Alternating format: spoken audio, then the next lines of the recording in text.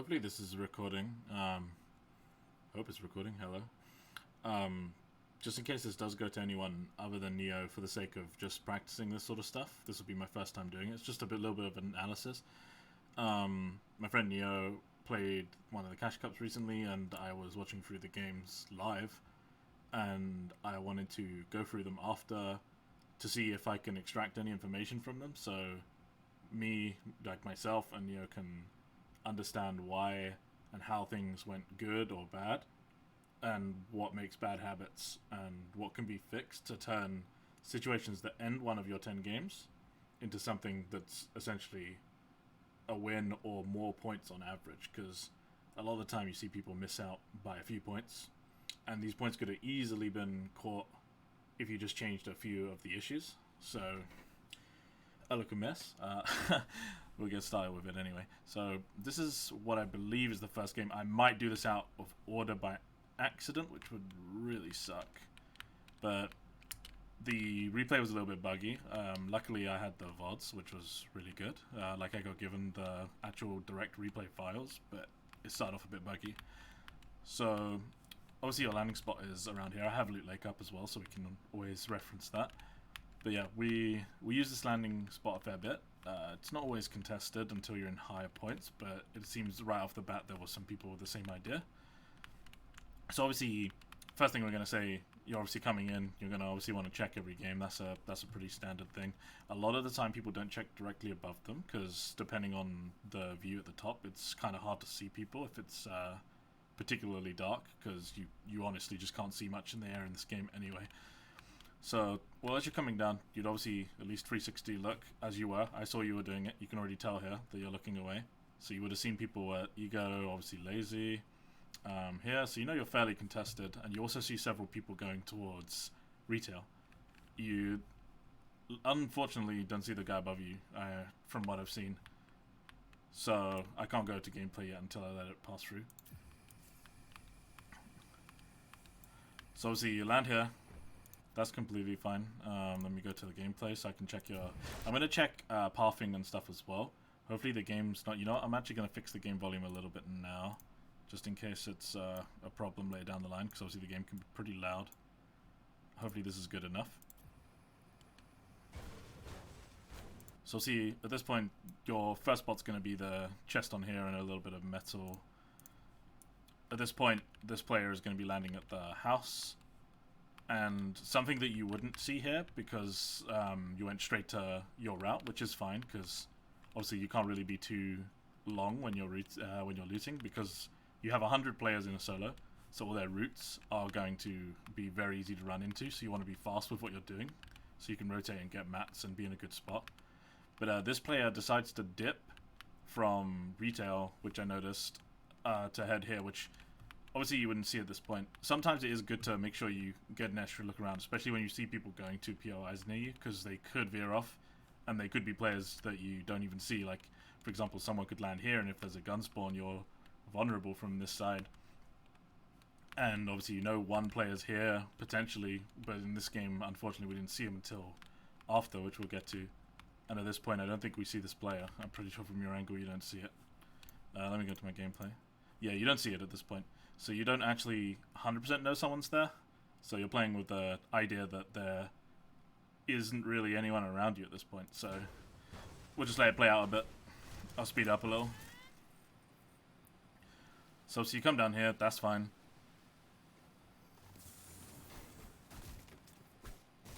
The loot pathing's fine. Obviously you get some mats. Always make sure to check around you and jump fairly often in case of being sniped. So at this point you run up here, then you go for here. You notice the player, that's completely fine. At this point, Sep is over here. It looks like he's... I don't know if he's just gone out to farm for mats. He's only looted some of this building so far, like enough of it. He hasn't touched any of this area yet. And I guess he's just farming out here for the mats, because he thinks he's okay as well. So it won't be until you guys start fighting that he's going to realize this, and he's going to look to third party. So we take the shot here. Unfortunately, you whiff. Obviously, you have the advantage here because you have the truck, and you already noticed that, and you start hitting, which is obviously fine. So have a look. So as soon as these shots are heard, he's going to farm this. And he's going to start moving over, I'm assuming. Yeah, so he starts moving over. Right, so if I go back to you now. You had a decent bit of mats because you were farming a little bit at the start. Obviously you ramp here. Unfortunately you get caught by the metal here, which gives him a chance to be already up here. At this point with the loadout you have, obviously your only choice is to spray, but you know you have full shield. And at this point you need to check if he's white, which is what you're going to obviously do here when you hit him. So you realize here that he is clearly in the disadvantage compared to you. He manages to get above you because I think you hit your head there. I'm going to slow this back down. You hit your head. And at this point here, he has height over you in a situation where he's in danger. So the first thing you want to identify here, instead of looking for a shot, because you don't have a shotgun, so you can't really chip. The best thing you can do with an SMG is spray, right? So you're either going to build up from the side, but you don't really have the mats to just freely want to do that. But the first thing you want to recognize is, how can I bring this guy to me, or how can I get to him? So, obviously, at the point here, we see that it's only held up by literally 2 ramps. So at this point, you can just shoot the ramps down, he'll fall down, and at this point you're in a much better situation because you already hit him for 2 19s, so you know that he's minus 38, so you know that he's going to be really easy to pick up. Obviously, you don't know this player's coming until you hear the AR shots, which you'll hear in a second when I play this out a bit more. So yeah, the AR shot's coming in now. So you know right now that a player's attempting to third party, and you don't know how much this guy has, right? This guy on the side, you know he has an AR at least. He could be fully loaded. You don't know what he's going to have in his loadout, right? So right here, like in this situation, as soon as you'd see this as well, you urgently want to end this fight. So this is where you would take out the ramps if you hadn't already, and you'd pick up the kill and be able to loot this guy because you know he has a shotgun at least from when he hit you with it. But obviously here, kind of like lose the idea of what to do, and you're still looking for like the shot. But we know that the person's being third-partied right now, along with you, and this guy's only going to get closer. So the longer we leave this fight standstill, the less time you're going to have to recuperate, like get mats from here, for example. Like you have a nice little area here. You could even rotate out, because you don't have to go all the way down to these guys. Like you can go down here, right? There's literally no one here. And you'd be completely safe. So the idea is that you want to get out of these fights quickly, especially when you fully know that you've been seen now by a third person. And you'd have a much better chance of at least fighting this guy after if it does drag out any longer. So here we're going to just let it play out a bit. So yeah, it's at the point now where you're not too sure what you should be doing, but it definitely should take the time to take out the ramps. That's the main takeaway from here in a low mat situation, because obviously you pick up the kill, which is nice. So this player already shot out the ramps. He already had the right idea. So once he realized how little it was held up by, he pushed over. This is where you turn around. Yeah, you get the easy kill. The guy's not got any mats. Your mats drop here. At this point, yeah, at this point you should be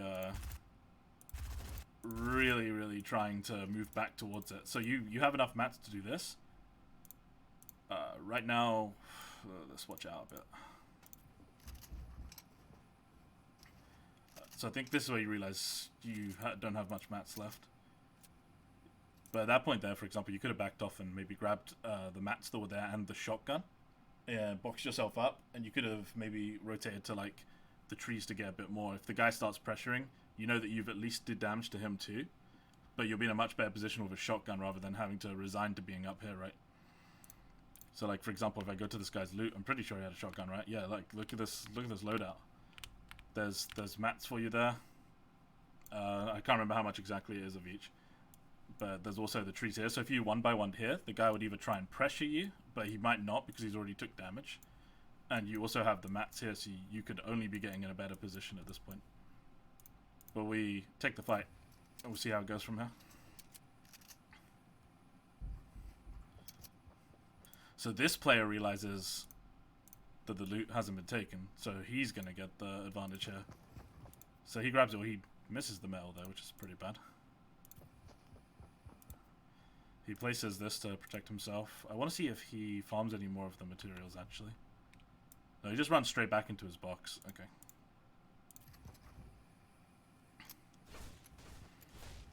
So at this point, you're trying to break into his box without many mats, from what I remember. The other important takeaway here is if you did have enough mats, I feel like you didn't at this point. It's annoying that it doesn't tell me. I feel like you didn't, but you should always put the cone first because you want to at least give yourself the extra layer of protection here, because at any point here, he could edit out and shotgun, and he has a way out underneath you as well. So yeah, right here you get the wall, you get the floor. He has a ramp, he flips it. And this is where it's awkward, right? Because he has a shotgun, and you don't still. So you're literally in a position now where there's nothing more you can do without mats to really win this, outside of a really good spray of your SMG, but your ammo is going to be limited this early, and you're going to have to try and break through builds as well. So then you obviously ultimately end up spraying. I'll just speed it up a little. Here in this situation, like it really is at the point where there's not much else you can do. You don't want to stay on his builds either. You want to try and move away from their builds and try and get back to safe real estate as quick as you can at least, because that'll at least give you some help.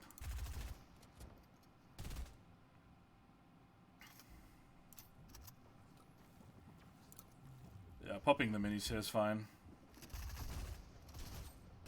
It was unfortunate angling here. I think you had one more mini at this point that you might have been able to use, but this is his wall, right? So this is what I mean, like by you want to try and play on this side where you know like most of the builds are actually yours, because at this point you can go all the way up here, you have your edits here, you have a whole box up here. That could change things, because at this point it's just you and him and you're right next to the zone, so you have to play this out perfectly, right? Well, maybe not even perfectly, but you have to play it out what gives you the best odds of surviving in this scenario, right? So, and then unfortunately he picks you off there. Maybe I can make a Notepad. Let me see if I can add Notepad to my sources real quick. Add be a window, right? Notepad. Call it that. That sounds good.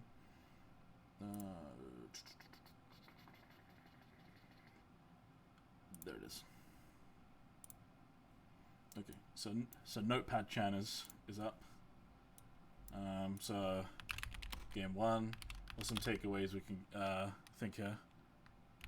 Make sure to check 360 around you.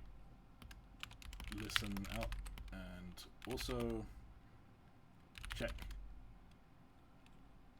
180 above and below you, just in case. So for late dippers, not dippers. But yeah, you want to always check for this kind of stuff. It doesn't take too much time out of your loot route at the very beginning to check if anyone comes to your sort of place, because it's not really a place people always tend to land. So someone could easily dip off there knowing that it should be quiet. And that's the main thing you want to think about with that scenario.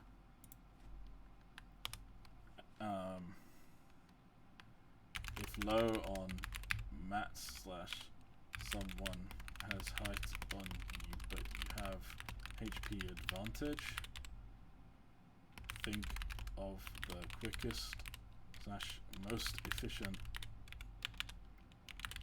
way to bring him to you via knockdown, or you to him. No, I'll keep that in the same line. You to him. Once you know your situation and see a third party on the horizon, always make sure to finish your current fight when in advantage ASAP to reset for next encounter or disengage. When fighting at a disadvantage, always seek to use your safe spaces. Pre-builds.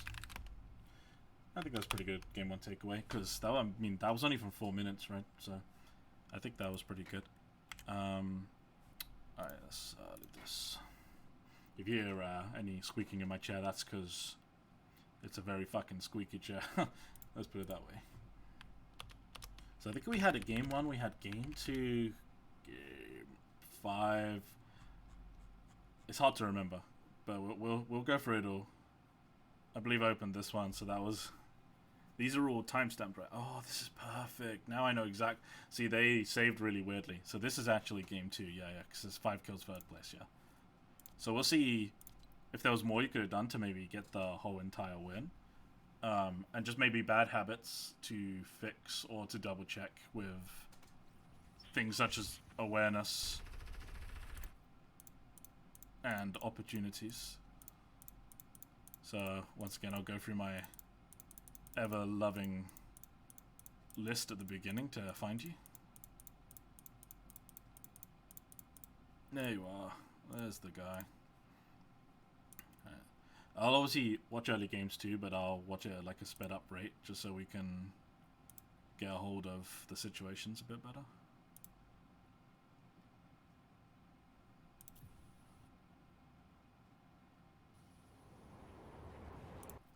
Let me double check that this is all on still.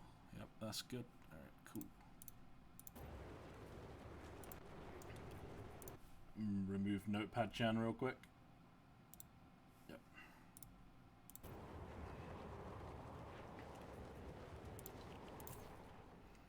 So here we're just literally coming in from a pretty long plane. We see a few people already, right?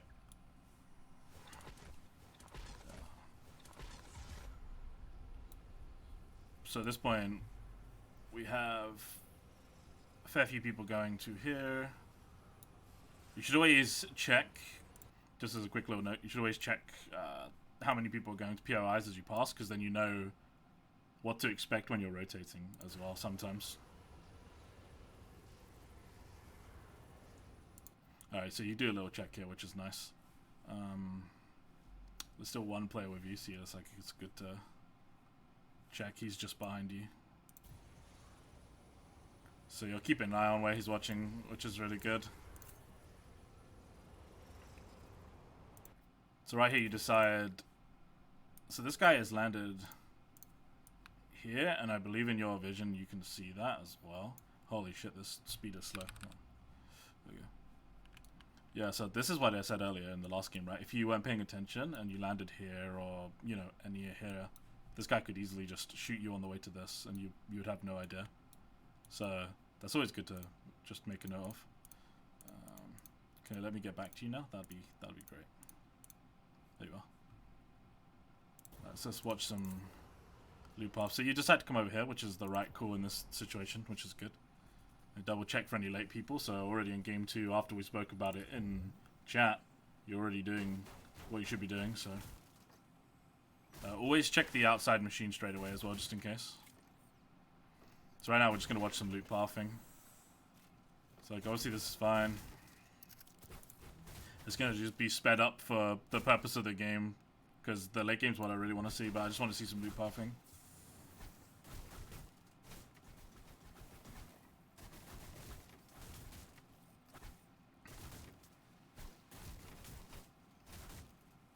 This is all pretty fine stuff at the moment. I don't think you're really pathing inefficiently in the area you've got, so... And you're always making sure to farm mats on the way, which is important. Some people pick loot options over farm options to like maximize speed, but if they get into a fight early here, they'd be in a huge disadvantage. They wouldn't have many mats, so it's just fine. Obviously, it's got some fish spots. That's always nice. You can pop your double 50 because you're not 100% sure if the truck's there, because you assume it's gone because the other player's there, right? So it should definitely be gone by now.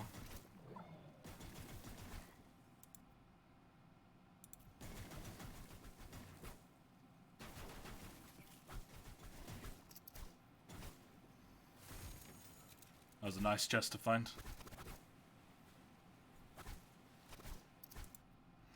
So, should I double check? It actually is gone, right? Yeah, of course it's gone. So yeah, you made the right call there, because if you came across the player there as well, if you didn't shield up in the hopes that would still be there, you would be in a really bad situation. So you... Let me... You know, that's something I should actually pay attention to as well. Circles. Circles are very important. So... Rotating this way is fine. Because, in my opinion, in this scenario, the two places you want to rotate when you have a zone like this, you don't want to rotate through this way as a player that lands side of Lazy. If you rotate through here, there's going to be so many random fights and different heights that you can't really deal with. A lot of people will rotate through this little area, and the people from Frenzy will either still be in Frenzy or they'll rotate into here. So most of the time they're going to be in this kind of area. Same with Lazy players, right? They're all going to be down here. Weeping players and Slopey players will rotate up here.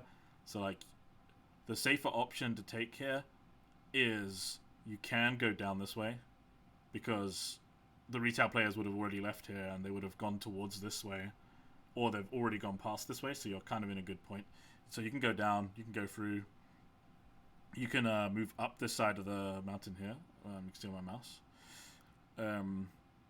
Maybe I can like copy pasta this into Paint or something, and maybe that'll help as well. Let's bring up my new addition, Paint Chan, real quick. Paint Chan. Where are you? My eyes are really blurry right now. There we go. Okay, so now we have Paint Chan. So when I Gyazo pictures or anything like that, I can just do this, right? Yeah. I'll just take a quick Gyazo.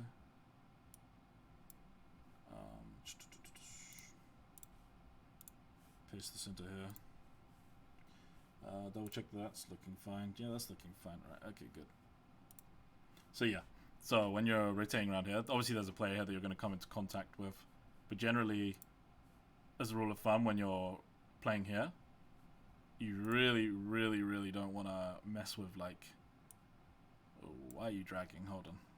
That shouldn't be like that. Yeah, okay. There we go. You really don't want to mess with this area here. This area is dog shit once you've done your initial clear. Because you're just going to get loads of people fighting, and they're going to be rotating into here. You're going to get people coming from here that have already started there or rotated through Lazy to check up there. And then you've got like the Slurpee teams here. Obviously, Holly, they're already in the circle, so you don't have to think about those. And obviously, the Frenzy team is going to still be there, or they're going to move in here. So in this scenario here, your only options really are to just go in and like around, kind of here. It's the only option that really gives you where it's safe, because not a lot of people will be up here anymore. Pleasant people shouldn't really be in this area either. It doesn't make sense, because they're going to want to go more central. So you want to go up and around, which is where you're heading right now. So that's good at least. The only other option is to go all the way down the river here, come through the riverside, and you can rotate up through here, which gives you some space at least. So that's always a good takeaway. Just get rid of that a second. Right, anyway, let's move on from that. I just thought that was a good thing to point out, because I should always note zones. There goes the squeaky chair.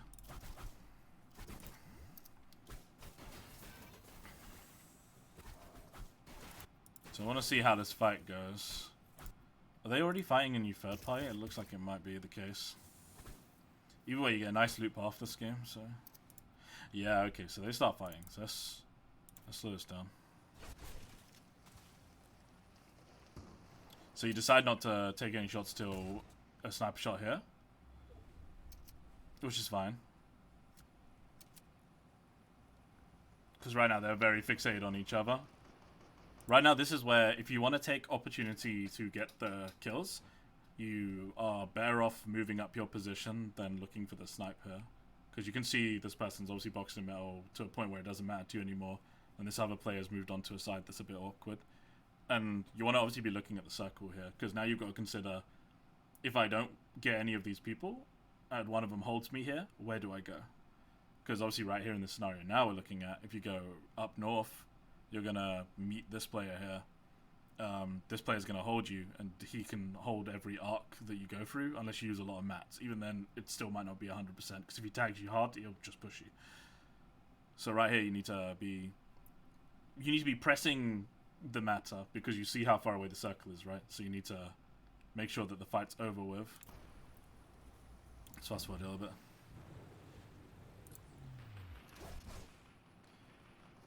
So another thing to take note is this isn't held up by very much either.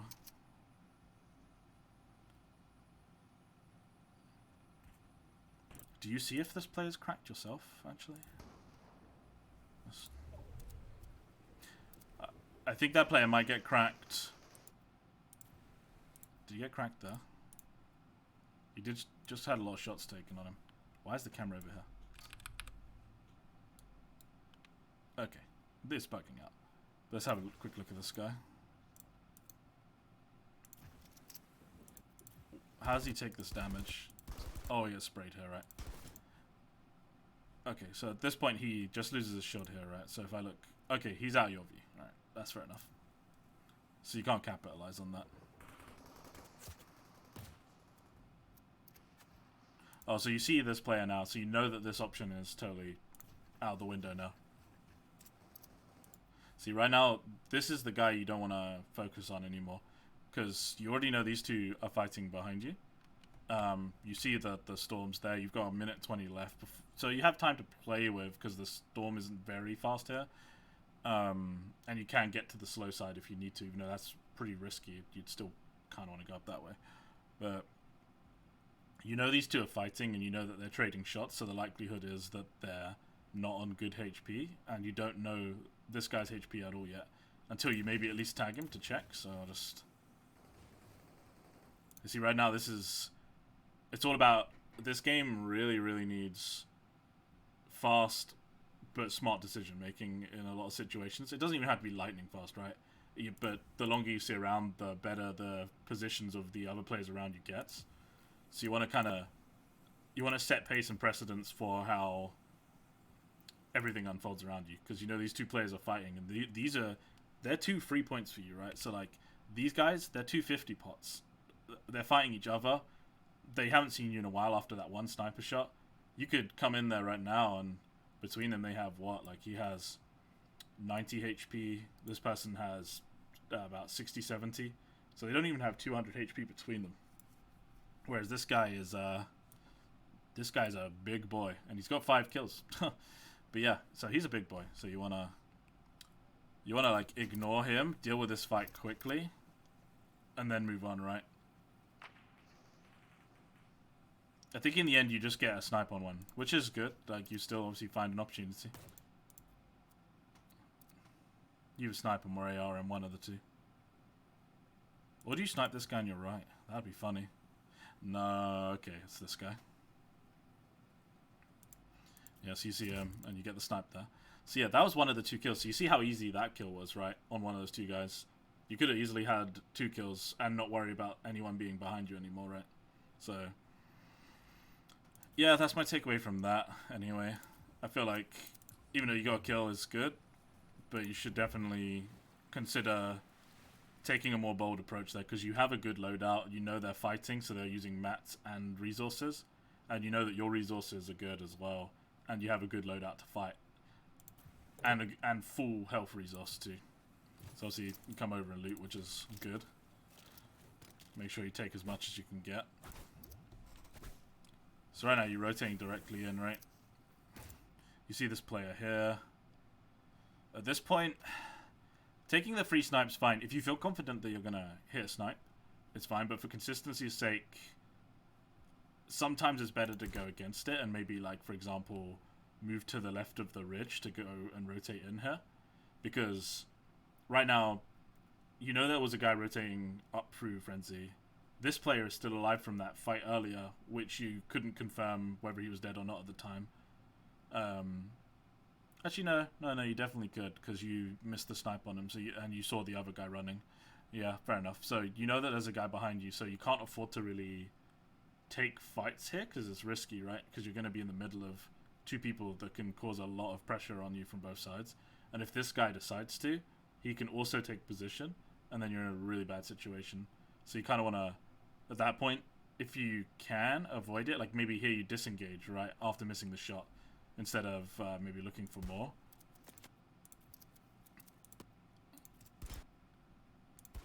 You get a nice tag there. But like again, like this is an extra few seconds where this guy's getting time to catch up. This guy's decided to leave in the end, which is good for you.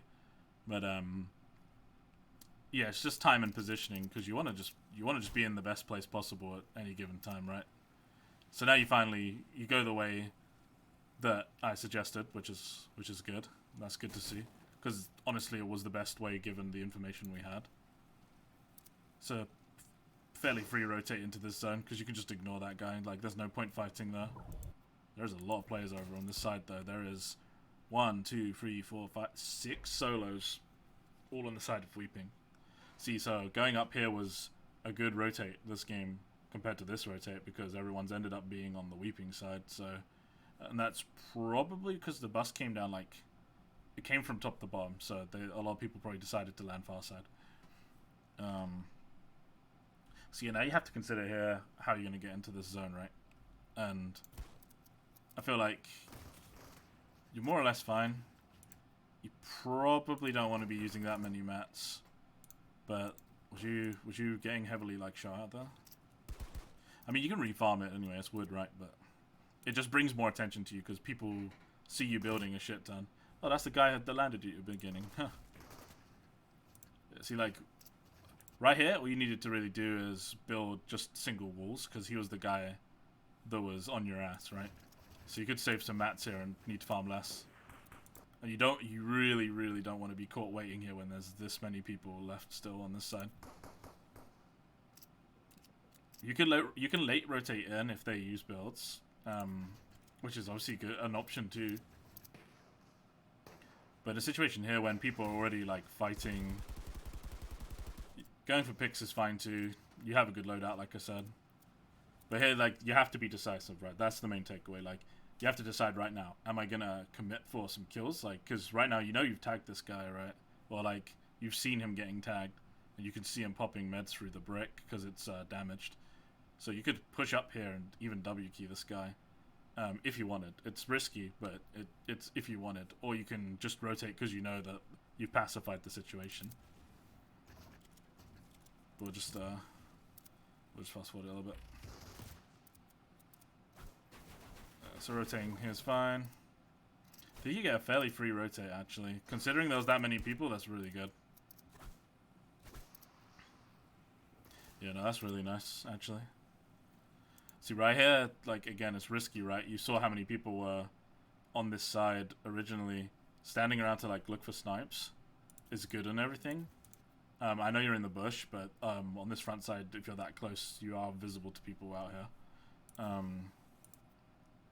But this gives people a chance to come in, right? You can come in behind them, which is fine, and build over them if they don't see you. But if they decide to hold you, you're in, like, a disadvantage. Sometimes it's better to be really close or be in before you look for the snipes on people rotating, because if you come in early enough, you get a slightly better spot on this edge for the potential 50-50, and you get to hold all these guys.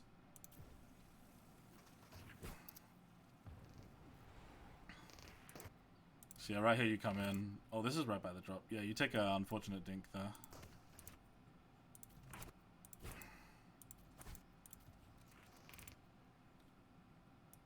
Right here, I mean, I think using mats like this is fine sometimes, right? Where you make the 2x1. Why is the drone all the way over here? Oh, it doesn't go any faster than this, by the way, guys. So, yeah, that's fantastic. That's real great. We'll get over there in a second. All right, so yeah, you have a lot of people on your side. Holy moly. These guys are fighting. They're pretty low, actually, and they want the drop, too, and the drop's coming onto this tree. So, yeah, building like this is fine, especially when you know there's people either side of you, because you don't want to build a new build because you just got tagged, and you don't want to get sprayed and then get team sprayed, because obviously that just means you're dead. So, reinforcing yourself here is fine, but the problem is with this is you already see where the circle's going to be, so you don't really want to use any unnecessary mats here. You want to kind of focus immediately on what is the best way for me to get in now, because, I mean, look at this fucking clusterfuck, right? So you have to figure out your way to get in. And which, obviously, you clearly do. But we'll see in which way it happens. See, like, you didn't need to build another box here, because that's just unnecessary mat usage at this point. Looking here for the picks is fine, but you get sniped by the third guy. That's unfortunate, but sometimes sniping or getting sniped at is just unfortunate. Sometimes, to be fair, I was watching that pretty fast. It might have been an overpeak. That might have just been the main issue, but we should always check.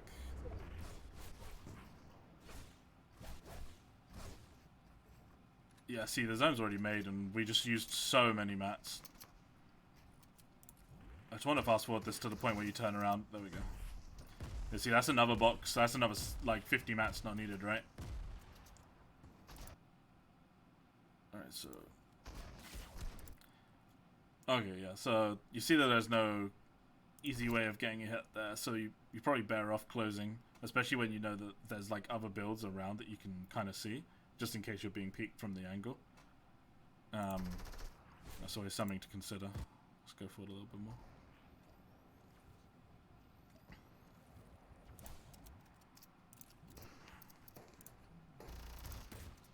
Oh, this is where you can see... Oh, this guy's 1 HP, bro. What? If only, eh?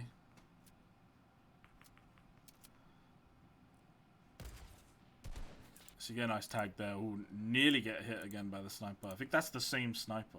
Maybe you can't see him very well because of the smoke, actually, from the drop.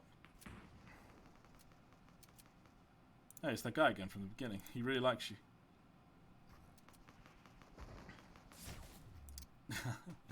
Yeah, it's just like over peaking. You see the opportunity's gone, you should just insta reset.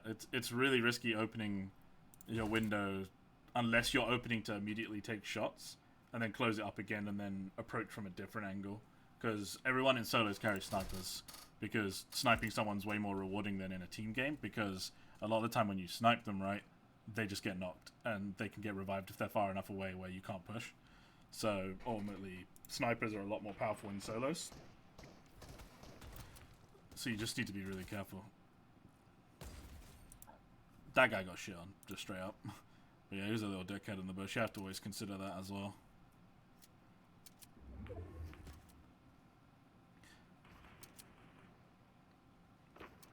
So yeah, at this point you see that guy. You know he's rotated. Does this guy actually stay for the drop? Because we spoke about this, but I needed to see this to be sure, right? I want to see this really quick. Okay, so by the time he rotates... Alright, so you couldn't have got that drop. I was wondering if you could get it when we were actually watching live. But you probably couldn't have got it. Just because of timings of movement. So you're coming up here is fine. It means you use less builds and you're following builds in. Which is good. So right here we have a lot of people coming in the same side as you, which is really unfortunate. At this point you kind of want to try and make for up here.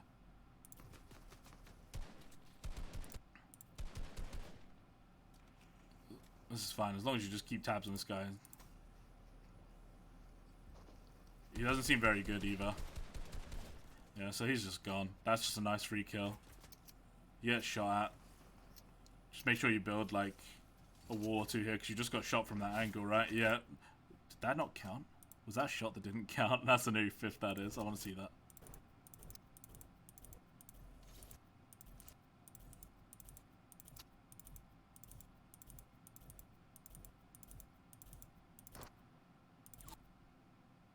No, that hit the floor, I'm pretty sure. But yeah, when you just got shot from that angle, always make sure that you build preemptively. Because then that guy won't really think about shooting, and if he does, you're not going to take damage. So like, yeah, this is where you want to try and come in from a bit more of an angle, because at this point you're being held by a lot of people potentially. This is why you're getting broke down now as it is. Eventually they give up, I'm pretty sure. But it makes you use a lot more mats than you need to.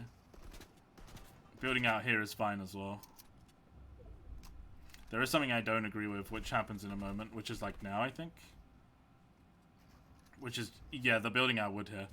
Building our wood here is really, really dangerous. Because you're, like, at this point, so if I go to free drone and come over.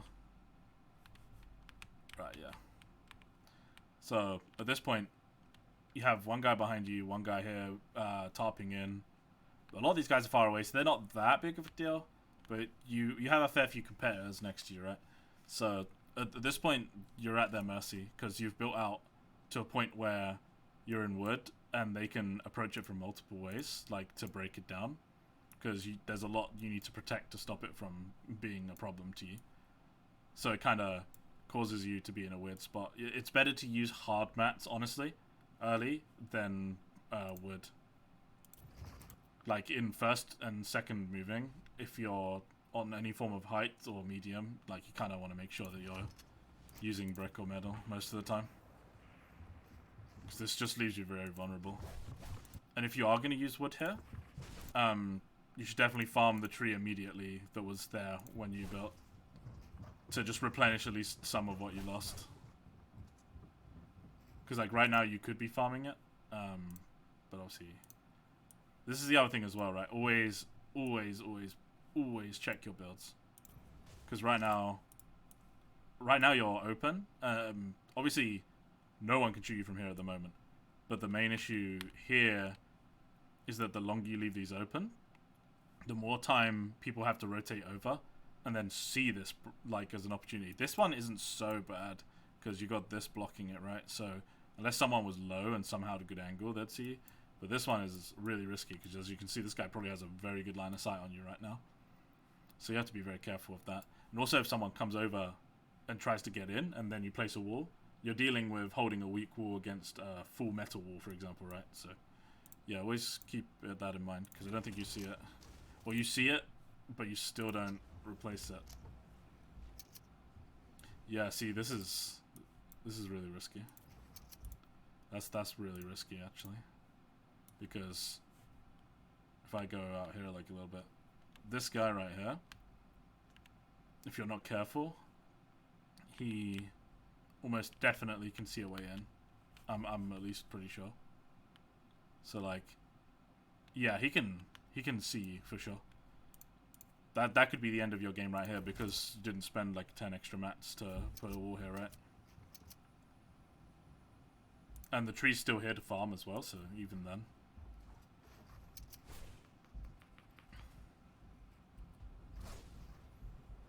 And what you kind of want to do, obviously you got the 50-50, which is nice.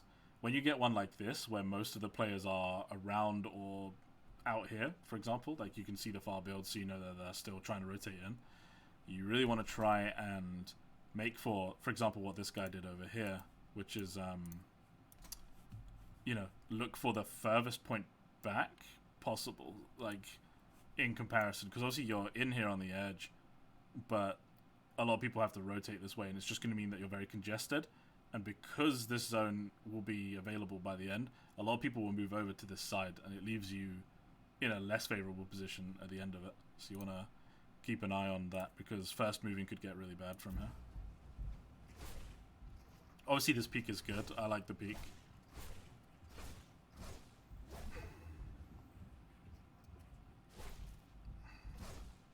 Just fast forward it a bit.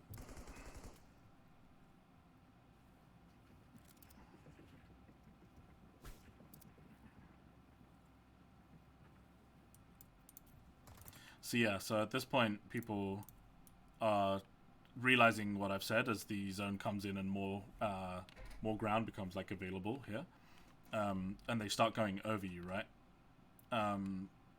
Which at this point is a worry, because especially when you leave builds open, this guy at any point could have turned around, come in, seen you, and just got a free shot on you that would hit you really hard, and at that point you're in a struggle. This guy's got an insanely good position right now. See, this guy is like moving over as well because they realize that they can get a lot of ground here. So eventually they just come over you. Giggity. Let's watch this again. Yeah, so here, this is where you realize that people are on the far side. And the fact that you still have your back door open is insanely risky. This is where you decide to put the wall. But think about all the time, just keep it in mind, think about all the time there that you were vulnerable in the back. Really make sure, that kind of thing, because that could just be such an unnecessary death, right? Yeah, see, now the moving is like absolutely not in your favor anymore, and this is where you didn't want to be. Because if you can help it, you really don't want to use as many mats, and comparatively, you're like you're a midish low layer because it's going to go up the hill. So like you're mid at the start, but you'll be low as people will move up into like this layer or above. And this guy's obviously already got a height, so he's chilling. So it's going to be hard for you to keep pushing forward without having to deal with a lot of issues. And it also means... That was a nice snipe as well, by the way. It also means they get to move first as well. So they get to be ahead of the storm to hold you, which is what you don't want.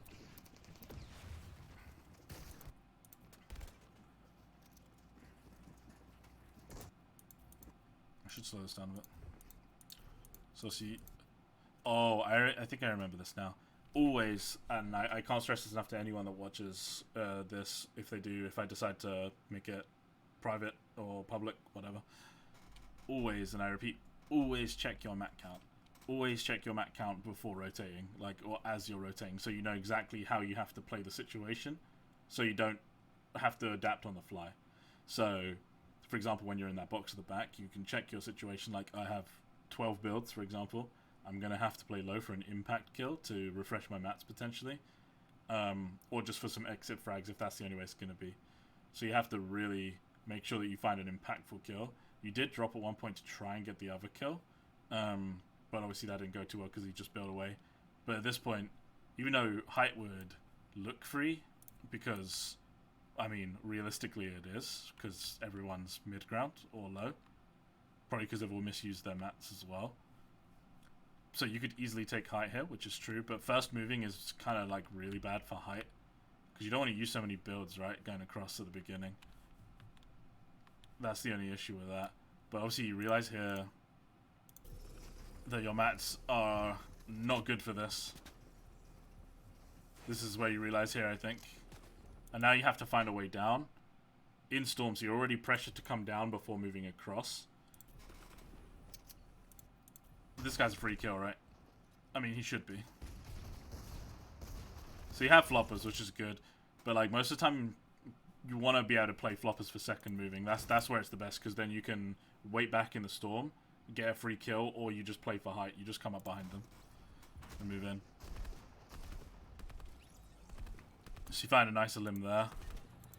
Right here, so like from your point of view here, you can't see any of their loot right now. Like you can see the mess, but you can't see the guaranteed, right? The mat refresh is important, but at the moment the most important thing for you is knowing whether you can get in alive or not. So you have, I think, one flopper left here, and obviously looting people for their floppers is important, and because they're in the storm you'd think they'd have some, but you don't have any clear indication in front of you that they have it. So right here, dropping for the mats and stuff actually plays out worse for you, because the storm's going to get to a point now where you can't do anything about it. And obviously you didn't get time to check the first guy's full loot, which was down here. So maybe he did have floppers, but it was too late to see. Let's have a little look just in case, just for science. No, so yeah, so none of these players had floppers, right? So they were all just on their last legs. So like at this point, you've lost your opportunity to get back into storm because of how far away you are. Really don't. The map refresh is important, but when you're in this situation, you either want to already have good mats or good enough mats, because you want to get your impact frag at the beginning when you drop down instead of going up. And then you would be able to get back in at least. You'd be playing really rough still if you had low mats here, but you'd be in, right? So, oh shit, I did not mean to do what I just did. Yeah, so just seeing it again here. Yeah, so we don't see floppers anywhere on these people. So if you'd already turned around, like when they died, you had 70 HP. So if you was to turn around when you had 70 HP, let's see if I can go back a little bit. Just a tiny bit.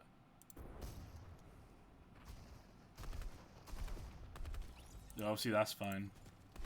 This guy dies. You can't see floppers or anything here. Let me just drone attach so I can just turn it a bit. Yeah, so the zone's already like a good bit away, and you know you have one flopper left, right? So your opportunity here is to go right, use one flopper and get in on pretty good health because you have decent shield, and maybe look for another impact frag for a map refresh. Because otherwise, right here, like you just die here, right? Because there's no way of you getting back in now. Obviously, you can look for a frag here to attempt to come back, but that's ultimately how the end of that one goes. Which, you know, is mostly fine. It's just the little things add up to a really big thing by the end of it, and they can really stunt your momentum in a cash cup or just a tournament in general. Because at the end of the day, like, you're playing for consistency for the most part. You can have pop-off games, but consistency is the most important thing. So let's think about takeaways for this. Because this was a pretty long game. So obviously, like the pathing was correct, like it was decent early. When rotating and finding third party contact opportunities, always make sure to capitalize if you have good mat/load out to reap the kill points and refresh.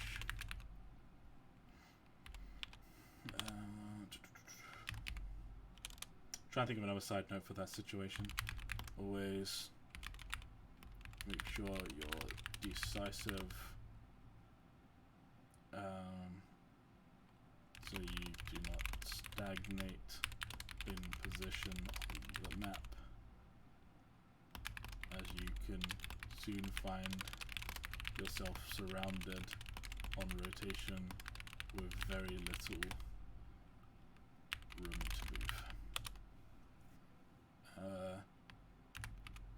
Don't always take snipes at someone ahead of you in terms of rotational position, as it just leads to you being held due to their advantage in storm.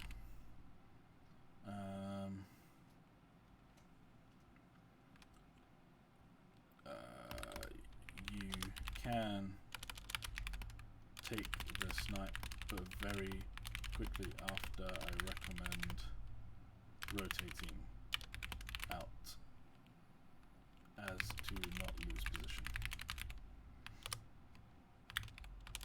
End game.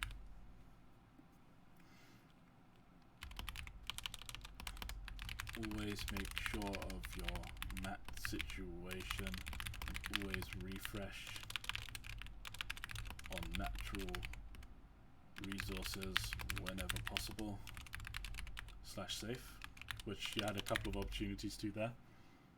Always check time between circle closes to ensure you're not overusing mats when you may not be in the zone or can already see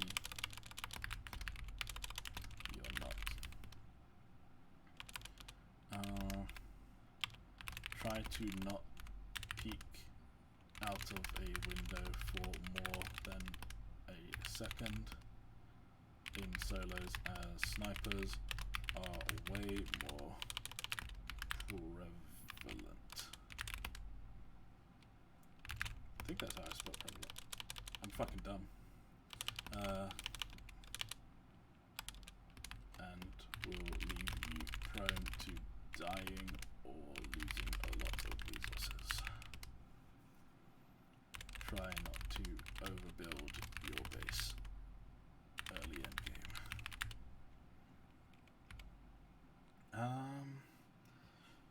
always make sure your blind spots are covered and where the 50-50 will hit, as people will rotate over you and leave you in the middle / vulnerable if open.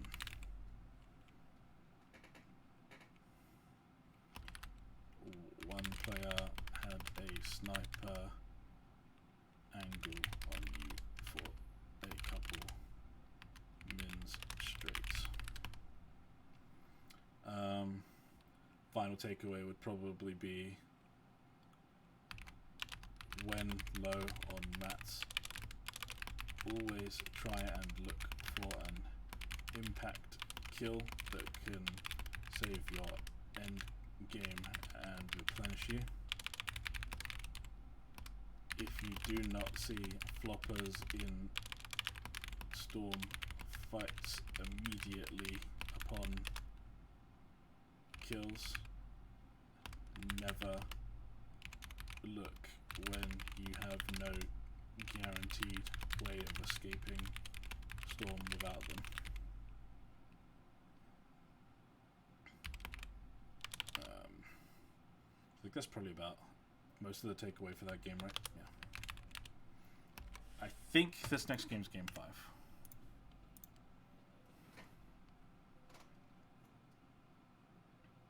So I'm hoping that this at least teaches myself, or anyone that watches this, or even Nijo, if like the scenarios that you get where it feels like you did pretty well, but you don't realize like these very tiny things stack up, and it's kind of like a balancing act, right? So like the right plays against the wrong plays, or like the missteps that cause the chances of you winning to go down. So like eventually it's fine when you do a couple, right? Because you might play a good play out and it'll be in good favor. But if you make too many little mistakes, the scale starts tipping in a spiraled way where you basically just, long story short, just fucked. Right, let's try and find you again. I believe I know what this game is. I'm pretty sure it was game 5.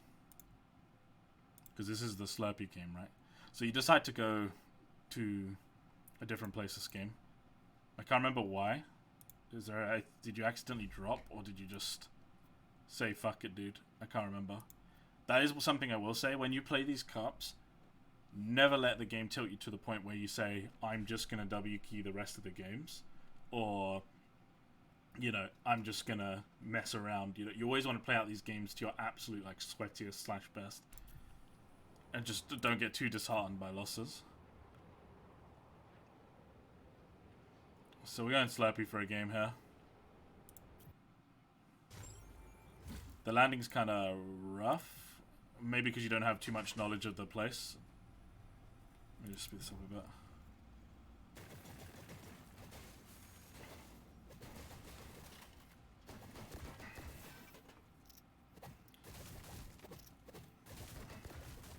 So you're making sure to get the free shield.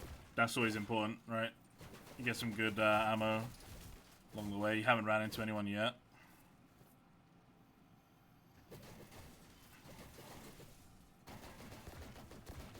As long as you make yourself a path that doesn't just draw you into someone else's and you haven't got adequate gear or shield, then most paths are fine. Like, this is fine here.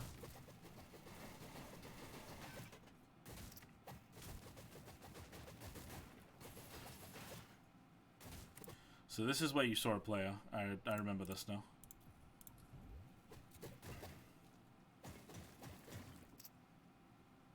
And I believe your loot is very, very poor. I don't think it's like the best loot in the world. We already see 2 people here actually, which is kind of interesting, because I don't think we saw that to begin with.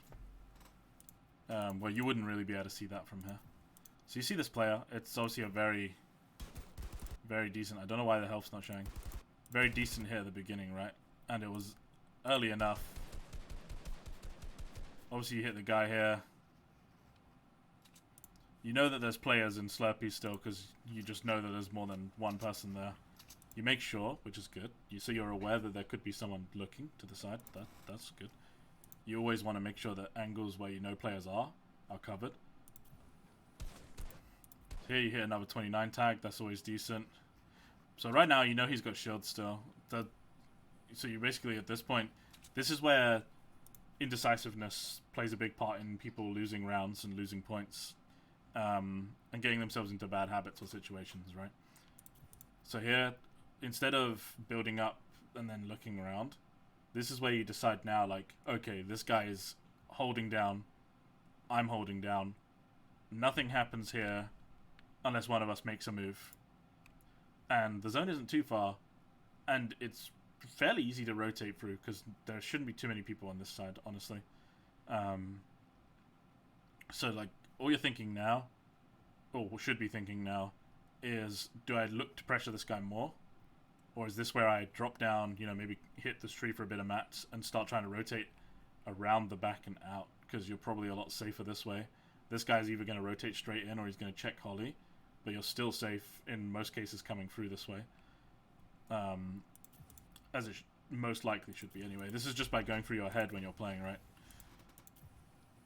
So this indecisiveness lets third partiers get a drop on your position and lets them get to you in a good time. So right now nothing's happened again. At this point you really should just consider most of the time just backing out. Is the kill worth it? Is your loadout good enough that you can stay and fight and make it worth it? If it's not, you want to rotate out, right? You want to find more loot. This guy could have all the loot, but if you're not going to guaranteed kill him here because he's just heard something, then you obviously just want to move away and just carry on a loot path, so you just get as much efficiency out of your game as possible. So I think here you finally get to see him again here soon.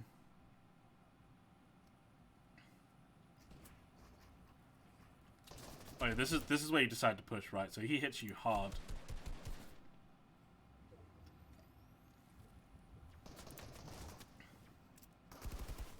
Yeah, see, now that guy just got hit really fucking hard. I think that was like... Let's see how hard he got hit, huh?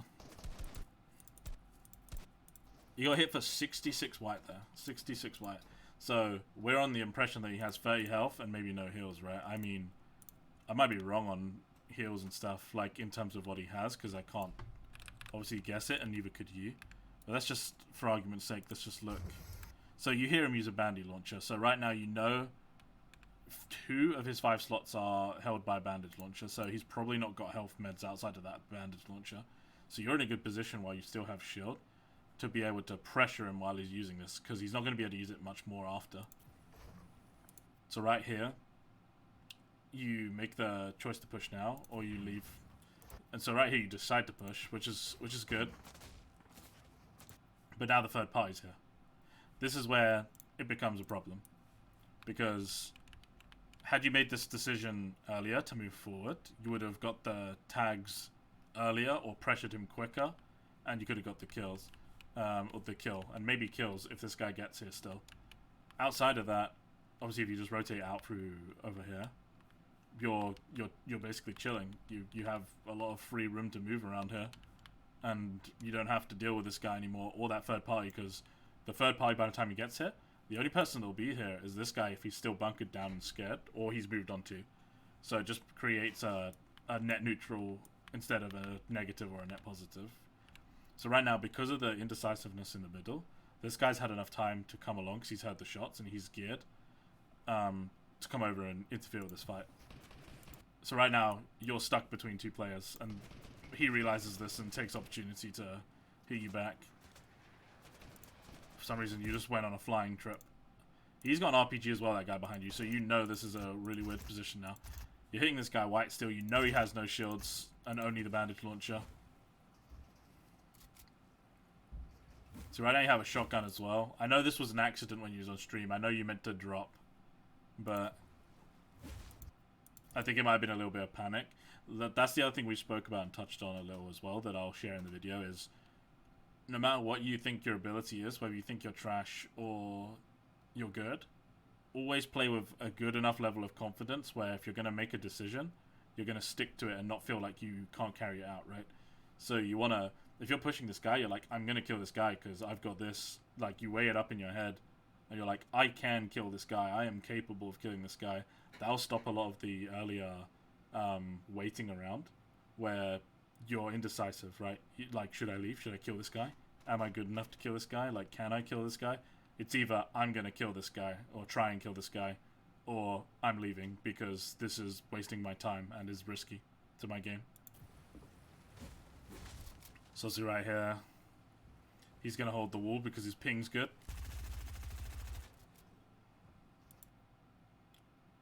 Right there, you could have shotgunned the wall and tried taking it. This is where it's bad now because the second player's here and he's pressuring you. And he got the floor, so at that point when he's above you and spraying, you're probably better off just trying to edit down. You have to be careful with the other player. It might have been better to try and shotgun the player's wall because it was on 18 HP. Attempt to steal it, and if you could, make the edit play and get the kill on him. Because at least that way you have a wall that's yours and none of them hit the guy up top. You get health refresh and whatever the guy had. So, yeah, generally speaking, the main takeaways from that kind of situation, I've just realized something. Okay, I'm going to have to cut this from the video, I think, because I've had my notepad up the whole time, haven't I? Okay, yeah, I've had it up the whole time, of course I have. Right, let's just make a quick recap of it all. So yeah, loot path was fine. You see a player, you take shots at him here.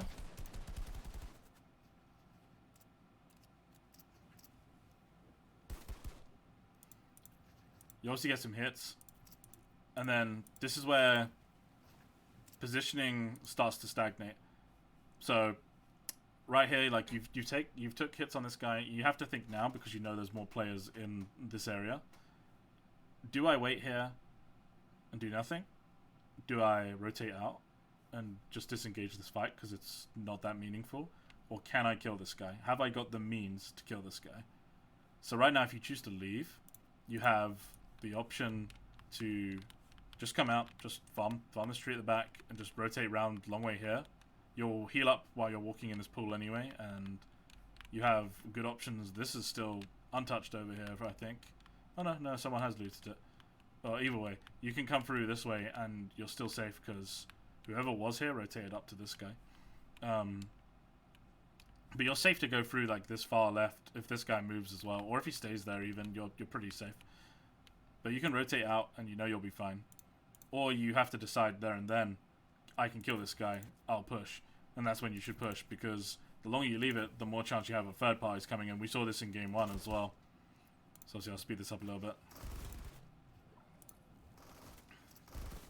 Yeah, so you hit the guy for 66. You hear him bandage launching, so you know most of his invents locked. This is where you get third partied. At this point, you're in a bad situation because you've had to wait too long. You hear the guy's got an RPG, so you know the situation is really rough. You hit the guy again for white, so you know he's got no shield meds now. For sure. And you just need to play with confidence here. You need to not panic about the situation. You just need to remember what you're capable of doing and just carrying it out the best you can. So obviously, like I said, he gets the wall here. He's obviously out of wood, by the way, as well. So he gets the replace here. Well, on that instant he placed it, you could shotgun it, and it would be fine. Because you see him place the ramp, so you know he wants to either try and come out here, or he's going to stay on that ramp. So you want to at least shoot this and replace, because then if he comes up here, you're going to jump up and do what you do here, right? This guy's already here. At this point, instead of sitting here like this, you're way better off, because the guy's got a bounty launcher out down low anyway. You're way better off just editing down under your ramp and just retreating from this situation.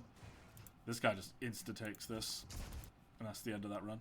So yeah, opportunities there are, you should definitely make the quick decision of, can you kill the guy with your loot? Yes or no? Or do you just rotate out the back and leave? Because at the end of the day, that 1 point might not mean anything if you get to endgame and get 7 to 15 points, right? You just have to make that decision of whether this impacts your game enough, negatively or positively, given your situation. And both pushing him and leaving was fine. But when you know there's multiple players in the area, it has to be a quick decision. Otherwise, you give the third party a time to turn up when you're trading shots. And ultimately, that just gets you knocked out of your game in that position right there. So I'll bring up the Notepad. Which, you know, was there the whole fucking beginning of that. So that's my bad on that. Game 5. I would also just say, make sure you have a secondary landing spot if you feel your original area is too contested, and make sure you know it well.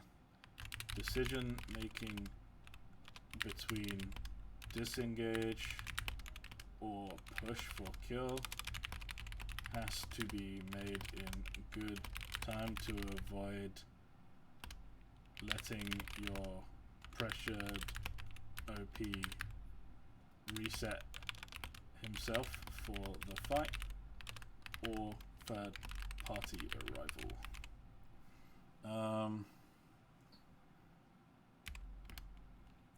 Make decision based off of loadout / position on map and worth of point versus disengage for late game. That's probably the best thing I can say for that. Play with confidence but not ignorance. You will make faster decisions if you're confident you can carry out the decision you make. Okay, so that'll be game 5.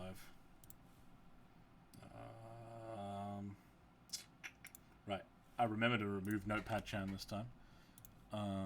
Leave match. See, that was game 5 of his run, I believe. And then I think we have like 8 and 10. I can't remember. It's really hard to remember now. Maybe I can check DMs while I load up this replay. Where is it? She'll have a look real fast. Because it may be there.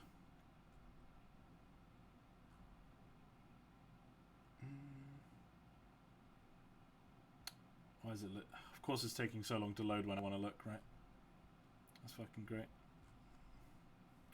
Well, I'll leave that to load.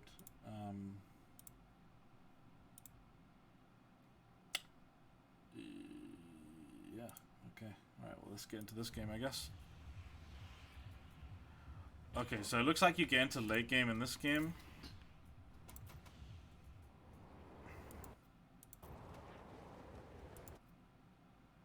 And this time you are going for the usual spot, which is good.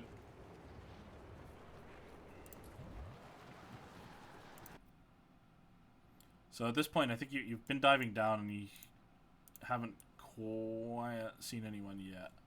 So see, when you pull out here, you should at least hear some gliders here and see some people around, right?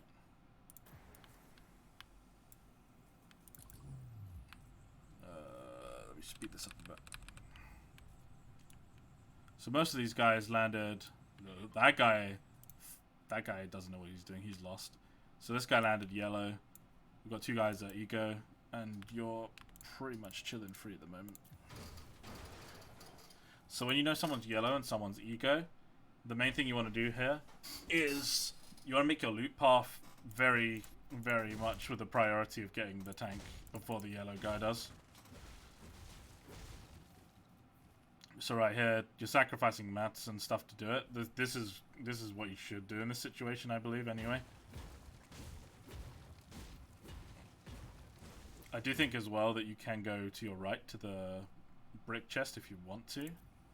But going straight towards this when you know there's people close by for sure is not bad play either by any means. So where's Circle and where do you go from here? Circle isn't revealed yet. Okay. It's not revealed for 10 seconds. So you move back to the good mats. This is important because the mats here, these are like your main mats that you're going to get from this place. So you're like dead center circle here. So at this point, you don't really have to worry about this side of the map outside of the one yellow player, because everyone's gonna have to rotate from this side, right? This is where all the action's gonna be, all on this side here. This is where it's all gonna be playing out. So you're pretty safe. This is like a very safe game for you no matter what at this point, because as far as I can tell, there's not really anyone at retail. So you go over to look at Lazy. This is kind of fine. You're full shield. You can look for a free kill maybe.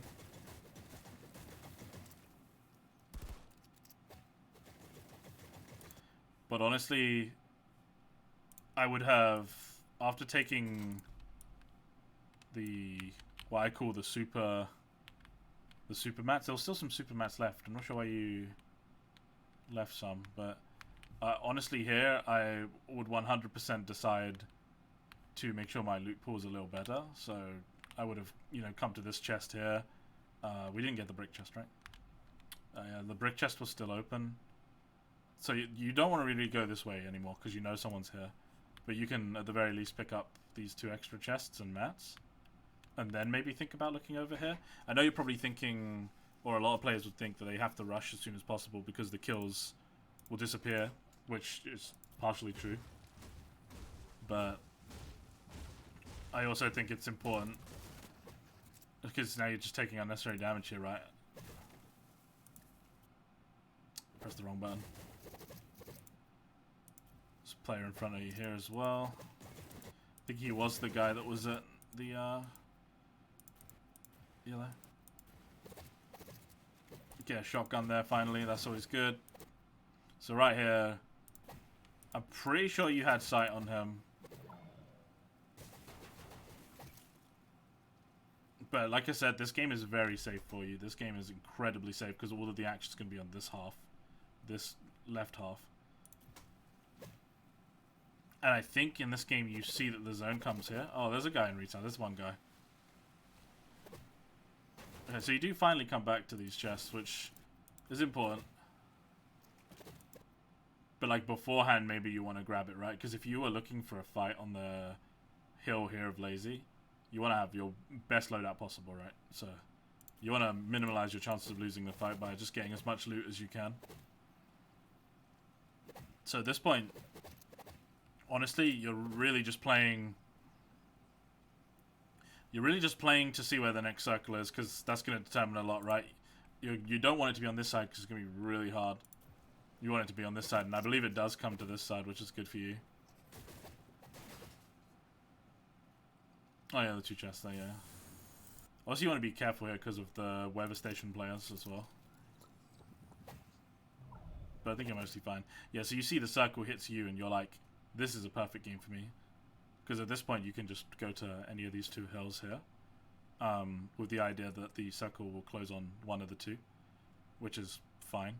Obviously, I think it's mainly going to go to this one that my mouse is hovering over, which is just behind you. Which I think you also agree with. So we'll see that as we go forward a bit. I'm just going to fast forward it a little. Yeah, so you head up here. Which is right. Heading up here is fine. Building a brick 1 by 1 here is fine. I don't think you need to build... Oh, you're doing the angle. Yeah, no. The angle's fine, but you don't really need to this early, right? Because people aren't going to be close enough. I remember this game now. I remember this game. If you're going to build a 1 by 1... Or if you're going to build yourself a base as a solo, always build up 1. You want to be able to... If someone pushes you, you want to be able to fight with elevation rather than having to build up to fight for elevation, because they can knock you down much easier. So it's better just to have the 2 forms of elevation.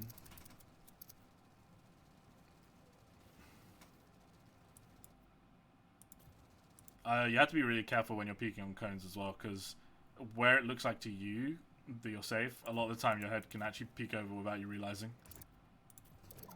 So just keep that in mind. That would have been a nice kill. I just want the zone to come in, because I know this game doesn't have a lot of action. But all you can really do here is take snipe shots in this scenario, because it's so spread out. It's not a stacked game. Oh, that is such a free kill over in the storm to the fucking... into the side. Holy moly. Where is he? Does he just die here? Oh, he must have popped a medkit. Yeah, I think he popped a medkit. Let's go back to you real quick.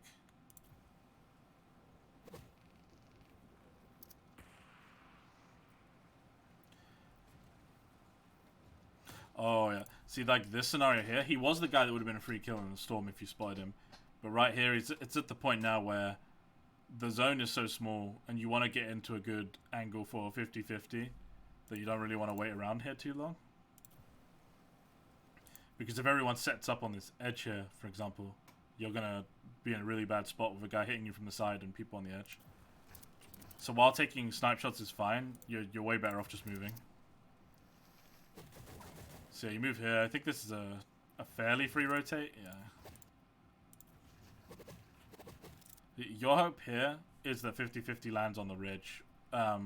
Which sadly, if the circle was genuinely like 100 meters to the side, it would have been, I think. But I remember saying in the stream that I think it's going to be a max lazy, because when POIs are involved, if there's no major mountain, like say one of these involved, it will usually always pull to the POI. That's just a little tip for anyone that doesn't know that already. So at this point, you're really banking on this, which is, it's fine to bank this, but when you see this scenario, it's probably always going to be the POI. It can still have a variation where it's not, but you're really looking at it being the case most of the time. So yeah, this is where you find out. Yeah, this is where it is. This is a max lazy zone, right? So this is like your worst nightmare. This is what you didn't want. This is literally like the person she tells you not to worry about, right? Like you have to go far, and you have half the lobby in between you with people already set up, and they're all in different heights and everything. So this is like your worst nightmare here. At this point, late rotating is possible, but you know you're going to be held by the amount of players that are here. So it's bad but good, because you kind of, if you're going to get held, you want to have as much mats as possible, right? So you're going to want to see if you can use old builds to get in, because you really don't want to be using builds here, because you're going to need to hold. Yeah, so at that point, you should already be moving. You shouldn't really be looking for a snipe now. You should already be down in the water moving at this point, I think. Because you're still the last one rotating. You're, like, if I put this here, you're the furthest one back in the storm, right? So right here, that's just accidental. Like, that's whether that's nerves or just misplay. You should never really be, when you're under no threat from people shooting, you should never really be taking full damage like that. So that's either down to nerves or even possibly lag. There isn't that many people, so it's probably not the game lagging, but just as a few examples. Right here, you could have at least took a little bit of the mats there, just in case you needed it. But using the builds here is the correct play, like I mentioned. You want to rotate late. See, I think this shot here, you crack this dynamo, which is good. You get damage, that's great, but it isn't a kill conversion, right? The time you took to scope and look and like line up the shot and stuff, you could already be on this side of the brick, and you could already be around, and you wouldn't have to worry about it. See, like here, maybe because of that hesitation, that gets you beamed there, right? That's my thought process anyway. I want to watch this from like a drone perspective though, because I want to see exactly like how and where you get beamed. Alright, so let's play it. Oh, the game decided to have an aneurysm. Hold up. Let me get back to the good stuff. Alright, where are you right now? You should still be alive here. Where are you? Oh, you're still all the way back. Okay, cool. Speed up a little. I just want to move over here basically and see the situation.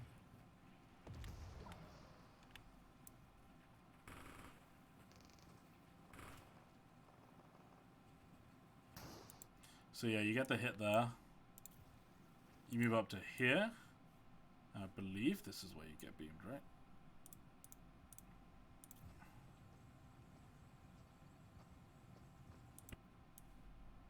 Yeah, so from up here, the only guy that can really contest everyone, Captain fucking Tower right here, sees you there because the time you took to take the extra shot and look again and like crouching around gives him the opportunity, right?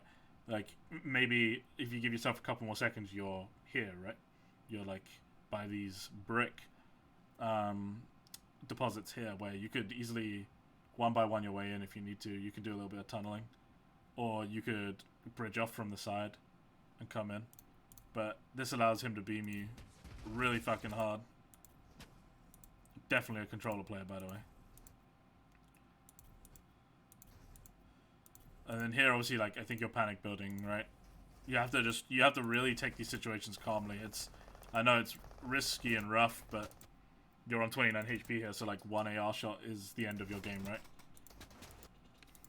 And everyone's gonna start trying to hold you here. So instead of like doing this here, you want to kind of go around and maybe drop a little, because you're using a lot of mats that don't really like save you. Luckily they stopped focusing you here, which is really good for you. Obviously you get the furthest again, so this is really an unlucky game for you, because you have to run through all of this. You have to go through all of this, and your builds aren't going to be looking great right now.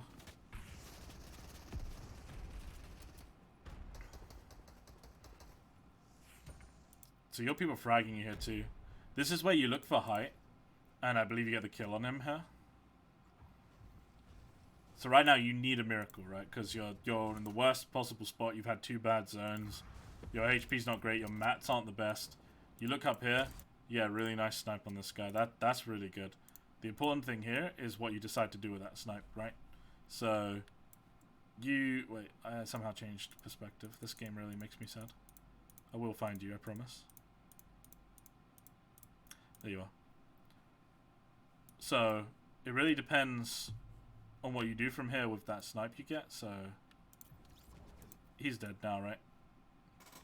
You got a really nice snipe on that guy. That's one good takeaway from this. Like you realized your immediate threat, because he is the main guy that can hold you here. This guy, not so much, because you can just ramp over him, right? So right here, you want to see... Let's take stock of what this guy had, right? So he had some mats. I can't tell how much in Spectator, which is kind of annoying. So he had mats, he had shield, he had a med kit for you, which is pretty big, actually. If you can get far enough ahead to use it. I can't tell if there's any floppers in there. I don't think there is. No, that's ammo. That's ammo at the bottom. That's not floppers. But yeah, so basically, long story short here, you want to decide, in your position here, what do I do? Because your mats aren't the best. You're in a really unfortunate spot against all of this. But you have took out the biggest player in your way, basically. So from here, I think, honestly, the play to make... You need to make this game count, right? So you want to come out. This guy can't even fight you, actually. If he fights you, you kill him, I think, because he's no shield. So you want to start rotating on top of his builds. And this is where you want it to ramp up and actually go. But obviously, I think you take the, like, kind of... It take a bit long to think about the decision. I know we spoke about whether you should have gone up here on your stream. But this is where you decide, like, let's rotate here. You took a Ticker Storm as well, which I don't think you should in this scenario. But yeah, like right here now, you are in a great position to move up here and take that loot, right? No one else can stop you. Instead of waiting around here, like if I move to the side, if I speed this up, no one... This is the closest guy to seeing you up here. No one else can really compete with that right now. So if you make this choice to just go straight up and beeline for it, and just do like a couple of 90s up, you're in good position, honestly. So you move up here. See, and then you opt to go up here. Most of the people are below you at the moment. You didn't really need to protect yourself here. But if you were quick enough, you had enough time to get up here, you could have got the mat refresh, and you have a chance to have height as well. Or at least keep near height, and then go for second moving. Because you could have got the medkit, for example, and all of the mats. Tarped yourself with the ramp, the triangle tarp, we'll just call it, right, for ease of use. You could have triangle tarped out the top and probably almost guaranteed pop that medkit for free. And your game would look a hell of a lot better right now. Because you also won't be so high up that you're at a risk. Because you'll always be able to drop onto other builds because they're only like a couple of layers down, right? So at this point here, I know it's like hard in that situation because you're panicking a bit, but you really want to look for up here when you know you got that kill, because that guy was sitting in a good position, and it puts you in a good position being up there with no one contesting it. This guy is the closest guy, and even then, like, what does he do? Does he go for it eventually? So he eventually goes for it, right? But if you look where you are in relative position, you're ahead of it. If you left earlier and was more like confident with the decision, you would have already been up here. You could have already built a box above yourself to protect you and took all this guy's loot and moved on. And this guy wouldn't be doing anything other than coming up behind you. Or like he would see your top and he no longer has a reason to come up there, right? So like, unless he tries to follow your top in, but you're in a much better position in general at this point. If you do that, in my opinion, at least. I think it was the best play to make. So, let's go back to you now. I actually do quickly want to see where this guy chooses to be. So he's up there now, right? Yeah. See, now he starts making this high ground top. He's making out of wood though, which is really bad. Oh, I keep clicking on the... He's making out of wood, which is really, really bad.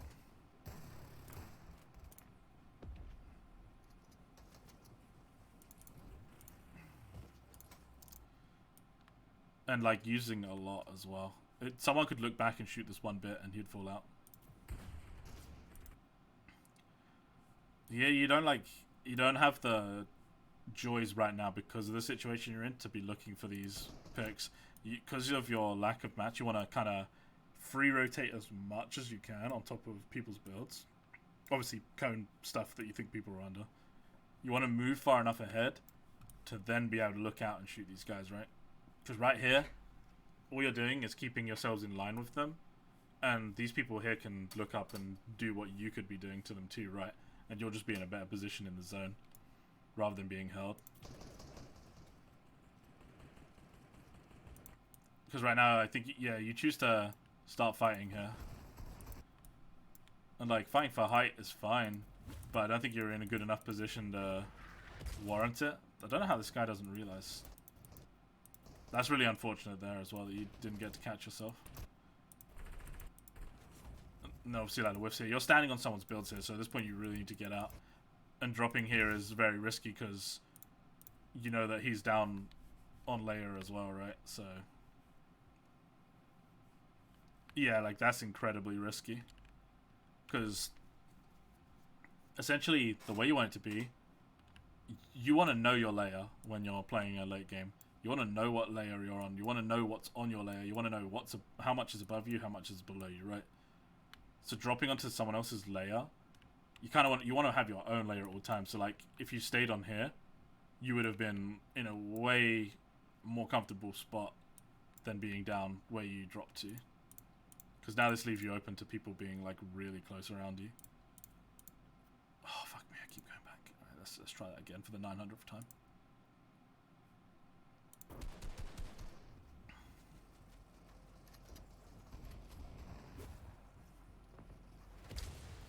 So here, obviously you get knocked down. That's unfortunate. I think once you drop here, once you've made that choice to come down to try and get the flick and miss, you want to just stay up here.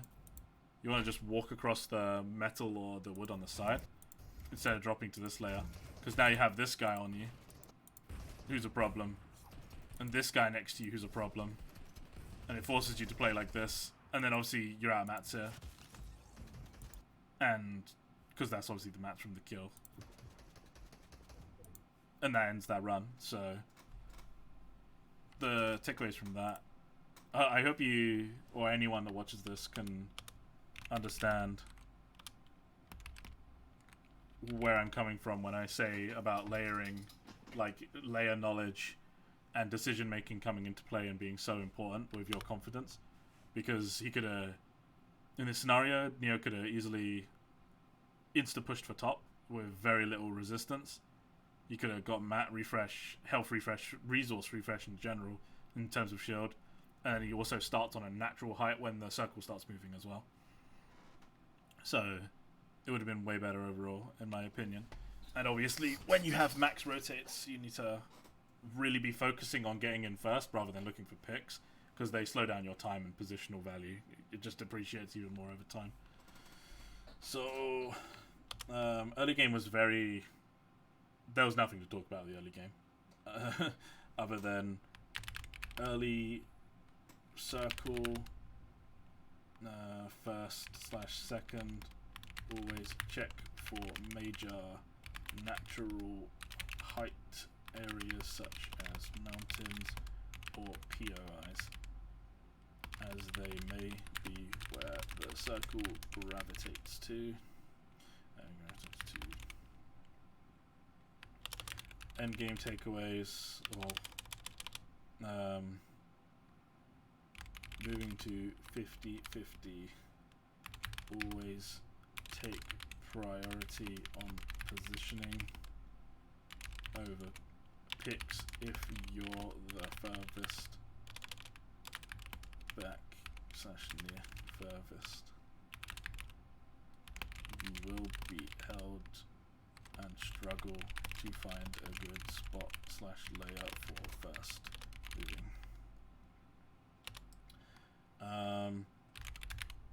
Confidence is key again. If you take out height and you have good means to do so, you should always see if you can make a push to reach the loop. It'll also give you natural height moving into first moving plus refreshes equals impact frag. So that was, again, going back to the impact frag phase, that was your impact frag of the game. That was the game changing frag that could give you way more of a better finish than you had in that game, right? That's a very important takeaway to remember. It saves or breaks your run, your end game run.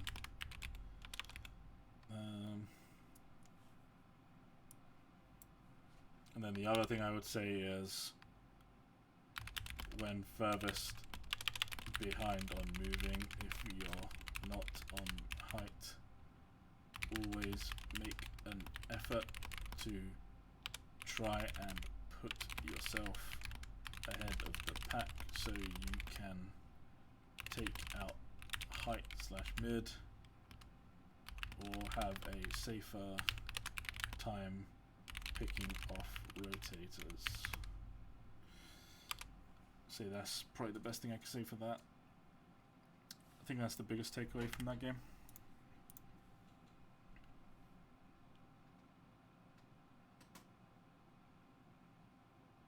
So we're going to move on to the final game. I'm pretty sure this is like literally the final game as well. I could be wrong. I think it was the final game. We'll see how it goes. So this is what the Notepad's looking like at the moment. Let me just, while the game's loading up. I'll send you the Notepad too. Or can Google Doc it, either way. But we got a good amount of information extracted. To a lot of people, or to some people, like, it might seem like obvious stuff, but it really takes you breaking down why it keeps affecting you and how much it actually really does affect you in the long run, to make you realize it's a problem, right? Because some people are like, oh, didn't look at my mats, oh, that was an accident, oh well, won't do it next game, right? But then they'll keep doing it because something else in the game is on their mind clearly more at that point, whether it's panic or constant fight situations, things like that. That's where you don't want that kind of stuff. Let's Let's have a look for this game.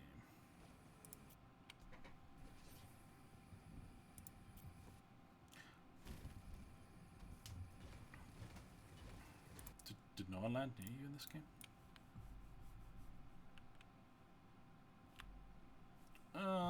No, this is a fairly free game. Early anyway. Okay, so again, we've got this same scenario. You have a really nice game again, because you're on the safe side of the map to begin with.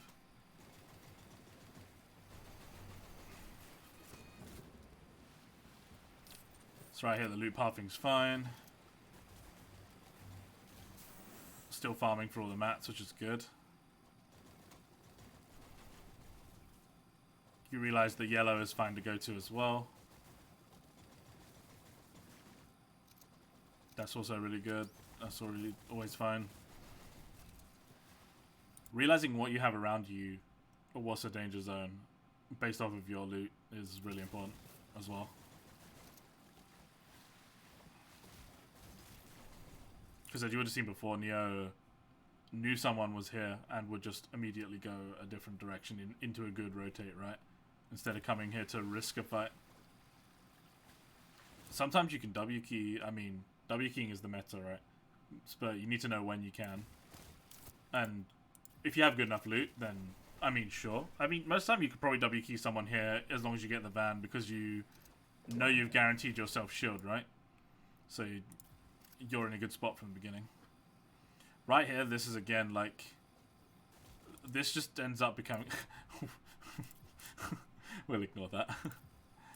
Right now, this is just a case of like, what the fuck do I do while this circle closes? Because right now he's in a position where he's in a safe side of the map again, so there's not much fighting going on for him. Oh, there's a guy up here actually. I'm guessing this is in retail, right? Oh, he's doing coast. Oh, he could have been a free kill. Wait, he's AFK, right? I think this guy's AFK. I'm not gonna lie. I have to fucking fly over, of course, but I think he's AFK, genuinely. Let's have a look. Is he very Wait. He's just sitting in a car. He's just sitting in a car. Okay. That guy must have next to no loot, by the way.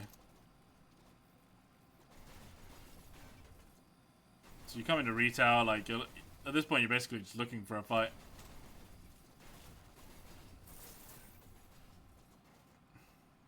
You see people have been here, but they've obviously rotated out because they're not in your region range anymore. But this comes back to my earlier point. You want to be able to see... Hey, free people, fucking hell. You want to be able to see where the likelihood of the next circle after second is going to go. Because that's going to be the determining factor of where you can think the 50-50 will be as well.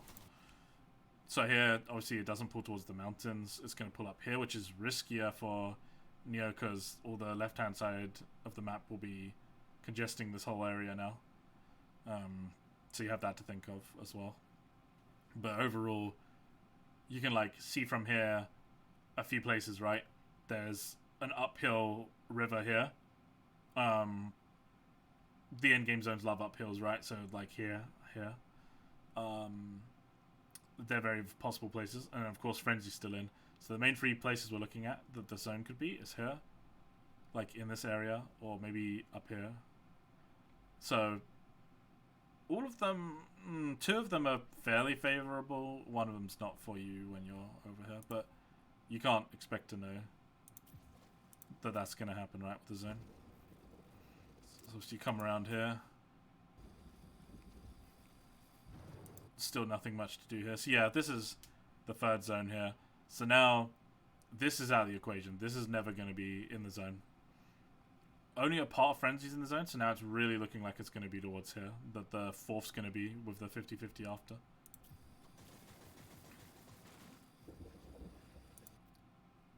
Let me slow this down a bit, because I think this is where I feel like you overbuilt a fair bit. Because right here, you can build a 1x1 here, farm this brick to replenish, and then you want to maybe look up here to see if you can build on the hill. Because obviously you can't see this player here yet. But you kind of want to be as high as possible, right? So yeah, you start hitting the brick, which is obviously fine. But haven't really like fully looked around to see if this is safe. This is why typically you should build a 1x1. Because that just negates all possibility of you being hit. So then you want to run up, and you want to build higher up. This, I don't know if this is the point of where you're kind of like tired because the game's like quite draining when you play 10 games out, or frustrations, or you know, you're at the point where you don't really care about the run anymore maybe. And it's fine to admit that you tilted or anything like that, right? Because my job and your job is to identify that and how to overcome that kind of stuff, right? So generally here there's no reason to make this much stuff, right? Because you got 140 brick from that, but as far as I'm aware, this camera's going to be miles away as well. I could have done drone attach, but I prefer free drone, so I'll just bring it over real quick.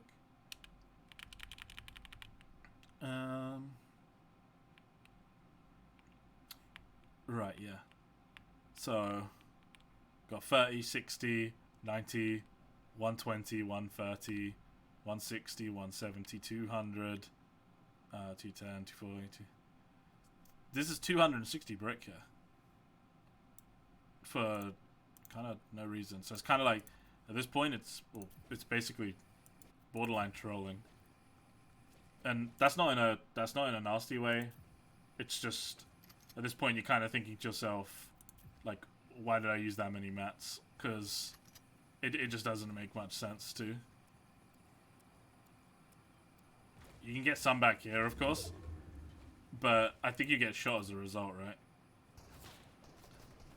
Well, this is where you start, yeah, so now you have to use more mats to avoid this situation, right?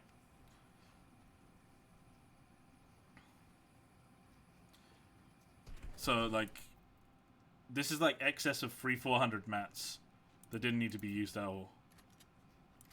If you just took the rock and just built a 2 or 3 high up 1x1 on the hill just to your left here, like just about here, because at least that way then you're not the like lowest or near lowest natural ground when you can see people on the height on this side, and you know that this place was like fairly quiet. It wasn't the loudest place ever because everyone should still be over this side, but this is just really comes down to like keeping focus and making sure you don't just waste your game.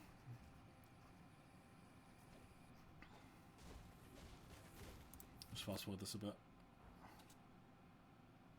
I think position-wise this is fine though, like in general, this area, because I think this is where Wolf Circle will go. So like it's just all these extra mats that just don't need to be used, because you're not even being pressured right now. Yeah, see, so you get zone here, this is good.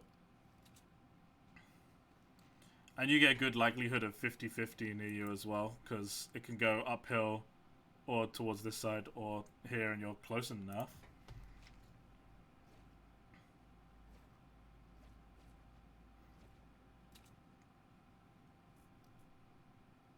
Taking shots here is fine. It all just comes down to ammo and how much you can do with it.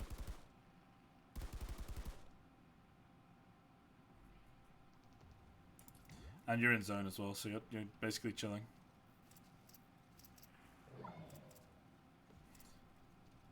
There's not much for me to really watch at this point, other than to let this all come in and see where everyone's at.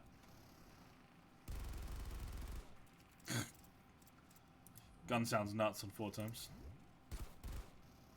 So yeah, nice tags. Like, it's good to practice looking for tags when you have ammo, because it causes pressure on the player, and if other people see that pressure, they'll shoot as well.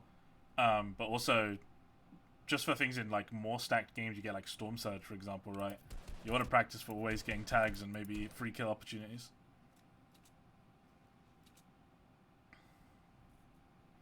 See, right now,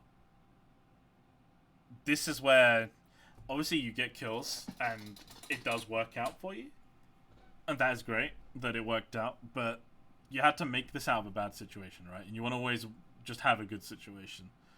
So here, like if we look, I'll zoom in a little bit.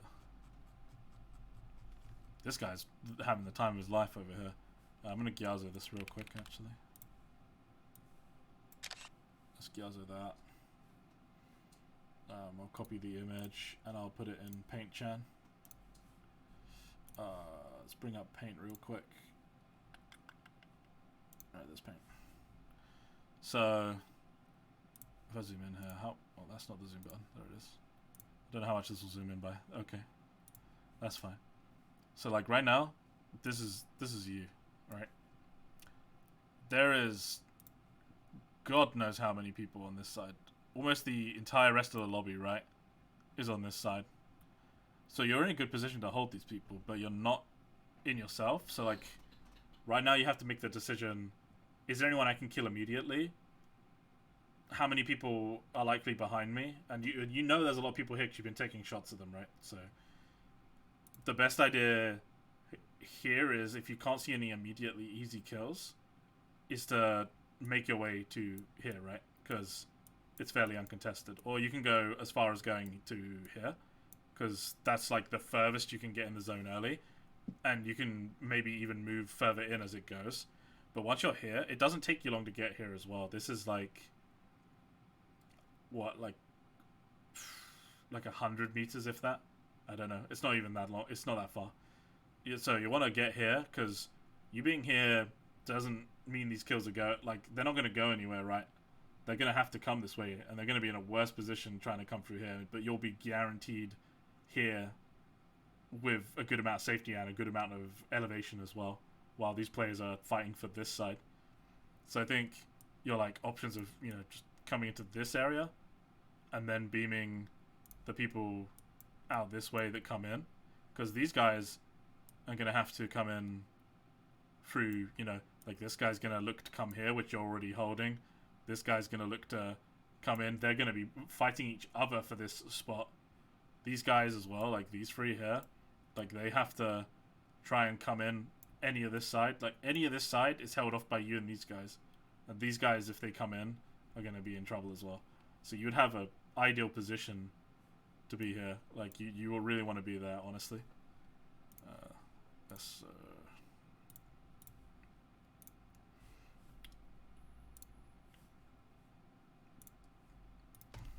But obviously you pick up 3 kills in this situation anyway, so like it's not like it turns out to be terrible, but it's just one of those bad habit things, right? Like, because in a game where this is more stacked, if you stay here, you're going to definitely die. You're not going to make 50-50 if there's 40-50 people in the game. Because like 20 will be here, but 20 more will be behind you. So yeah, zone's moving now. And this is obviously where you look for kills. You get a nice beam there. I don't know if you get both there. No, you get one. Obviously, this guy's just... this guy's not even building. No, he only builds... Oh, did I just click back? Yeah, I did. I'm surprised that he only just builds there, honestly. Like, that's really bad. This guy's not a good player. And, like I said, these two would fight each other when rotating. This guy is already looking to shoot him, right? So this would happen no matter what, whether you're there or not. But he would be a much safer and freer kill if he's moved up and you're here.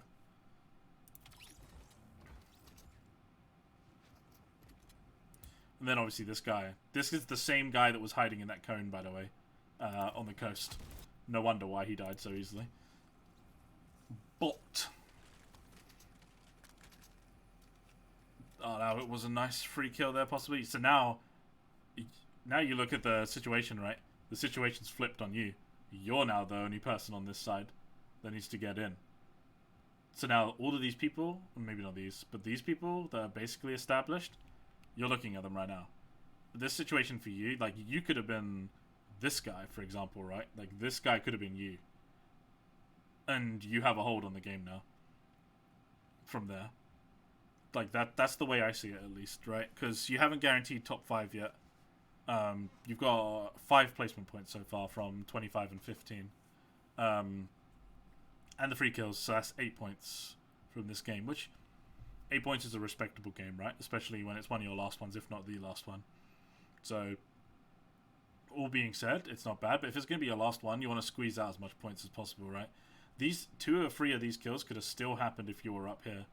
You would have just got them a bit later. But then, being here secures you top 5 for sure, so that's 2 points. So you'd only need one of these kills to balance out the points anyway. You just need one of them, sorry, to balance it out, yeah. Because you would get 2 from top 5. So, a lot of these kills, like, wouldn't really matter. But if you got all these kills from being up here and that point, that means you're up extra points, right, for free, and you have a good position going into moving. Because, obviously, moving at this point, like, is basically free. It's probably going to go up this way. And you don't have to worry about trying to get in and use extra mats or being shot, right? So, and now the guy, see, this guy that should be you, in my opinion, is hitting you. And you have to use 100 plus mats to even reach the same elevation as middle. The builds are nice though. you got more confident with building after getting those kills. But you need to be confident like this the whole time. You can't let things bother you. So you don't need to build that extra box there either. Or here. Like you're building all this like extra unnecessary stuff, right?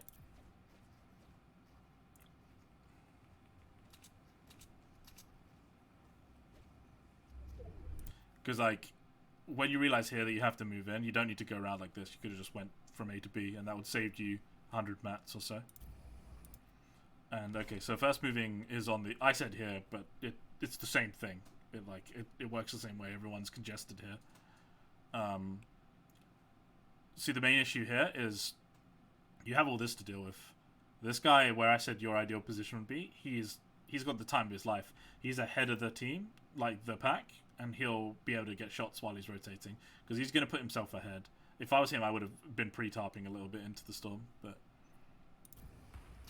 so here he already is holding from second one.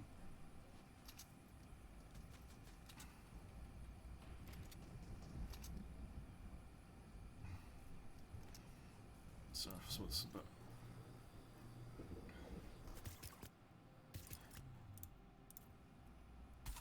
Oh, I remember this. Yeah, this was.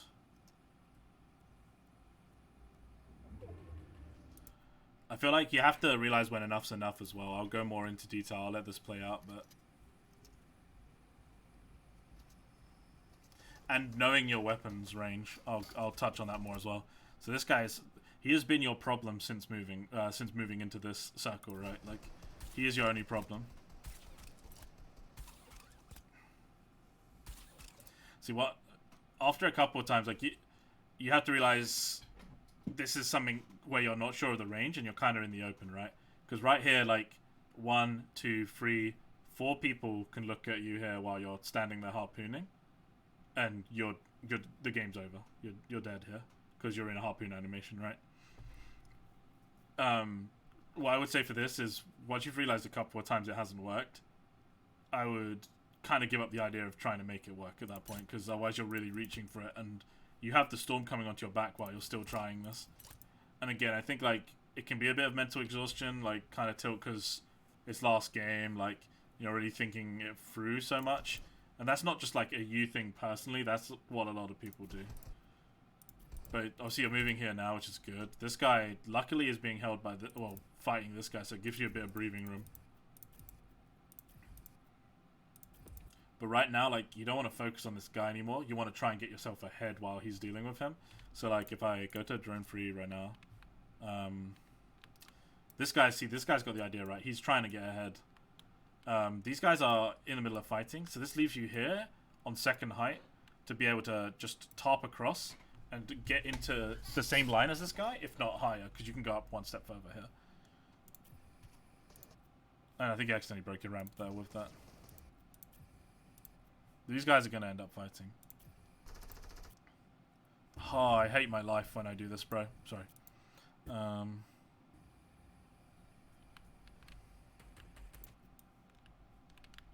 Right, so yeah. Let me 2 times it so I can catch up.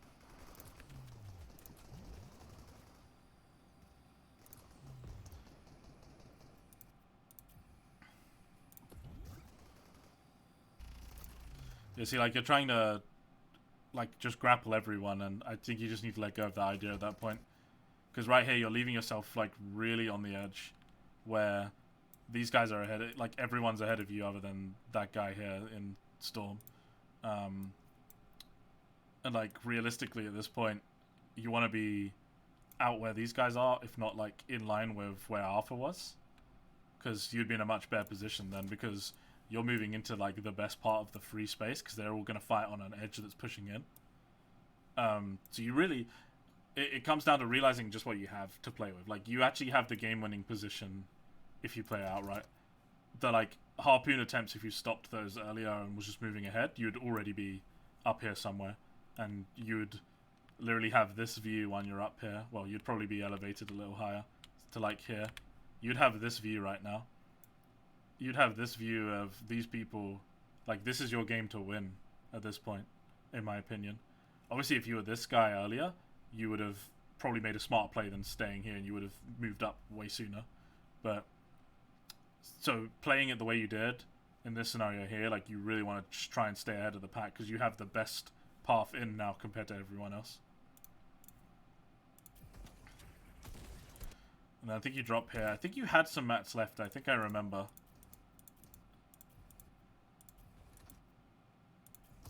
And then, like, you drop here to fight. Obviously, that's, like, an okay here. But, yeah, you had mats because you're using mats here. Right here, you want to, like, insta-place a wall. Yep. He shot you through it because ping, but... But right there, like, I think you could have killed this guy, honestly. Hold on. Again, like, sort of mental exhaustion and panic because of the end game. And obviously all the hook shot stuff not working is, like, really frustrating. 23 damage, by the way. So yeah, like, right here, like, I think it's better that you didn't take a shot here. Because it could have been a kill, but at the same time, like, you kind of need to protect. You could edit it out and took the shot there, though, maybe. But here, I think here you definitely should have took the shot and then instantly placed the floor, like, at the same time. Because this would have been a kill shot. Because it's above the head. And then here as well is a kill shot. But then he gets the kill on you. And this guy's, like, just chilling now. But yeah, so essentially if I go to this, like, at this point where you were there, like, if you're moved up further here, like, you actually just have the best spot. You can just get a lot out of the situation from here. Does the game already end by, like, here? I want to see if this Arthur guy actually wins. He probably... No, he got lasered in the back. But this guy's just dead. Has he got floppers? Oh, the replay ends here. I don't actually know who wins. I'm going to assume this guy dies. But yeah, let me go to Notepad Chan.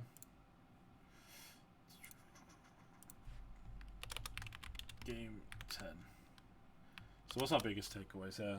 The early game was like another safe game. Another safe early game. Nothing really going on.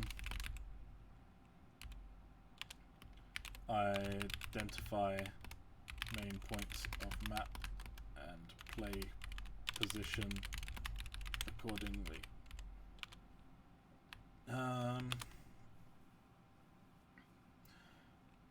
It was third zone, right?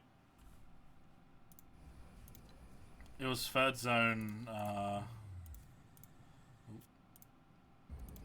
just need to check this real quick.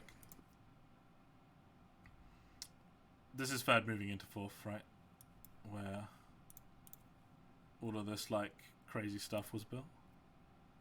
I think. Yeah. Okay.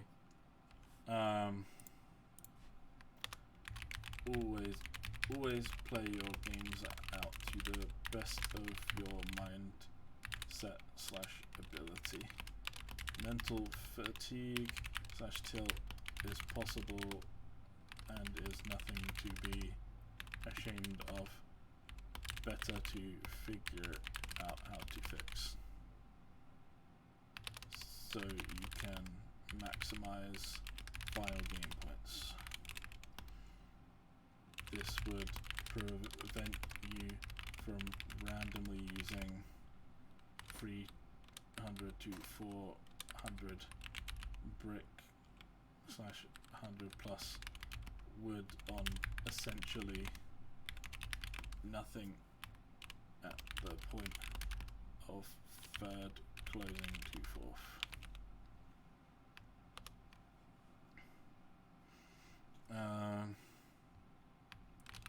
When in a central spot for 50-50, always assess your way into the 50-50 instead of holding players at central point. This allows you to have a great position going into fast moving, while also still giving you the same opportunity to land the rotating kills plus guaranteed placement points for maximum efficiency.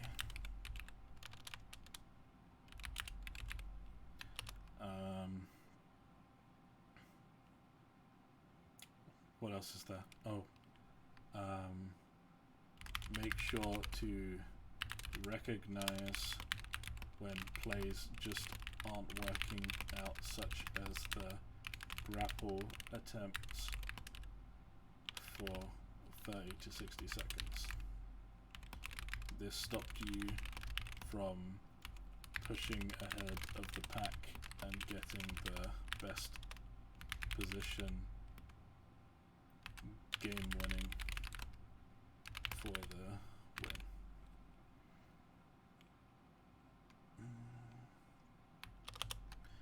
General takeaways, let's put that there.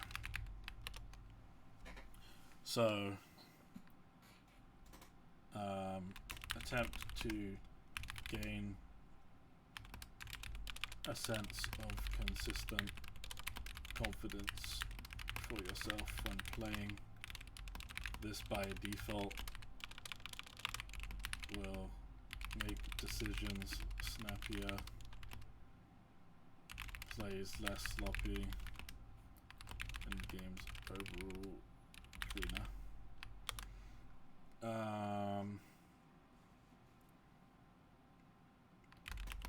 Mat usage in certain zones are too high for what's needed.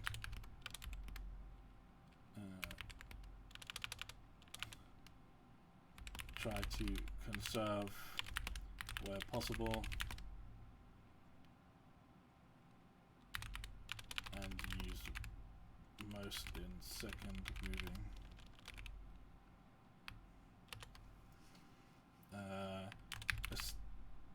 Establish whether or not your end game will be flopper based or not.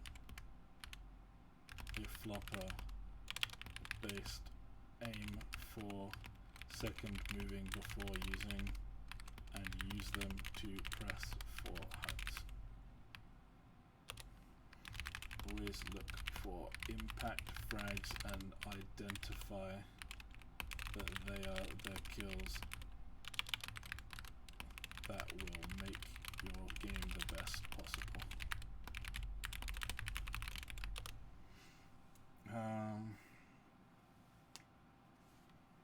Learn to reset your state of mind and monitor how you feel between games.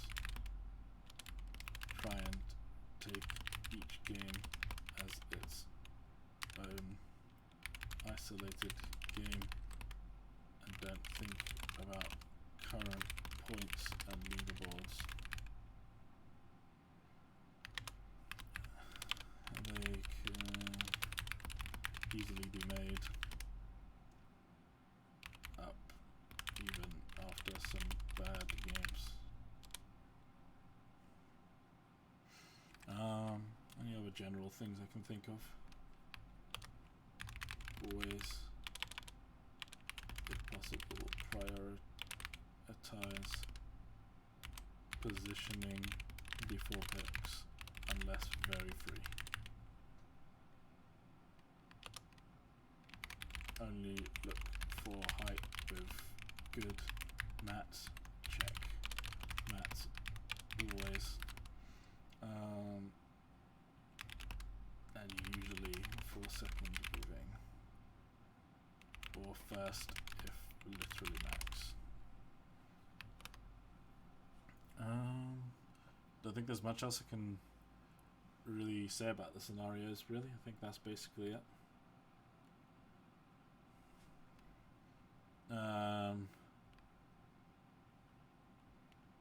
This ties in with the consistency and of confidence, but make sure you are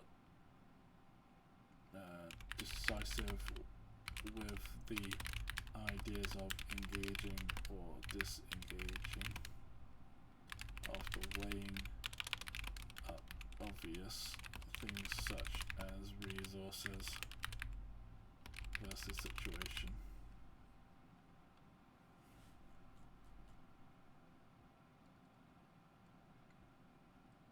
I think, I think that'll about do it. I think considering there was only a couple of endgames really to look at, we still managed to extract quite a lot of information. And hopefully it helps somewhat, otherwise that's just really unfortunate. Just, I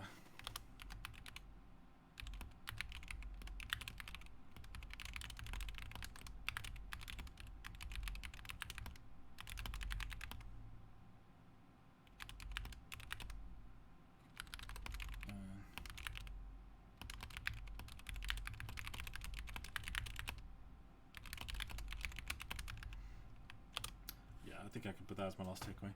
But yeah, hopefully that's helped. This was a fairly long video, as intended, really. Hopefully it lets you look back and see where I'm coming from and if what I'm saying makes sense. Ultimately, I would say that mechanics and stuff are one thing, but it's more just the mid-game and late-game decisions of when to push someone and when to disengage, and like when to realize like how much that can affect your game, waiting around, like not knowing whether you should do A or B, and not worrying about the results if you pick one. So like if you pick disengage, don't be worried about the fact you didn't get the point, you know, because you can make up for it later in the end game. And if you're gonna push, make sure you do it fast, especially in an area where you know it's third-partyable in the early game. As for the mid and late game, focus a lot more on your mat usage and ways to recover it, and identify the impact frag of your late game that's gonna keep you going past first and second moving to give you the best possible way to win the game. And just to make sure that you don't lose focus or concentration in your games, like even if you take a little break or something or go for a stretch, everything like that. You want to use your full ability as much as you can and not really like sort of say fuck it dude or like tilt or anything like that. It's hard, but identifying each game as an individual game and like realizing the one bad game doesn't matter because you can have a truly great game later on, like just helps you reset your mental state every game, rather than thinking about the previous games or your leaderboard position and things like that, right? So you just want to focus on each game as a new game. Like imagine each game you're on 0 points and see what you get from it. And just honestly, you just want to look for the best plays you can make that don't put you out at risk, right? And gives you the best position moving into each next zone. And the other takeaway I'd say is use more hard mats when building bases or extensions early. You don't want to use wood when you're not on the ground, basically. Unless it's moving, when you have no choice to use other mats in general. But yeah, just identifying confident choices and just going like through with it, even if it doesn't work out. At least you made the quick decision and it doesn't put you behind or in a weird situation. That's the main thing. But yeah, I hope any of this helped anyway. If I do make it public, I hope it helps anyone else out. This is my first time doing this. But yeah, thanks for watching. Scythe, for if I don't know that. I don't think I said that at the start. Yeah, at Rogue Scythe on Twitter. But yeah, if anyone wants me to do this, feel free to DM me. It's all good. Hope it helps Nijo. Hope it helps everyone realize that you can really break down things from even 2 seconds of like a gameplay situation or even just a fight off of spawn. You can learn a lot. But yeah, that'll be the end of this. So thanks and peace.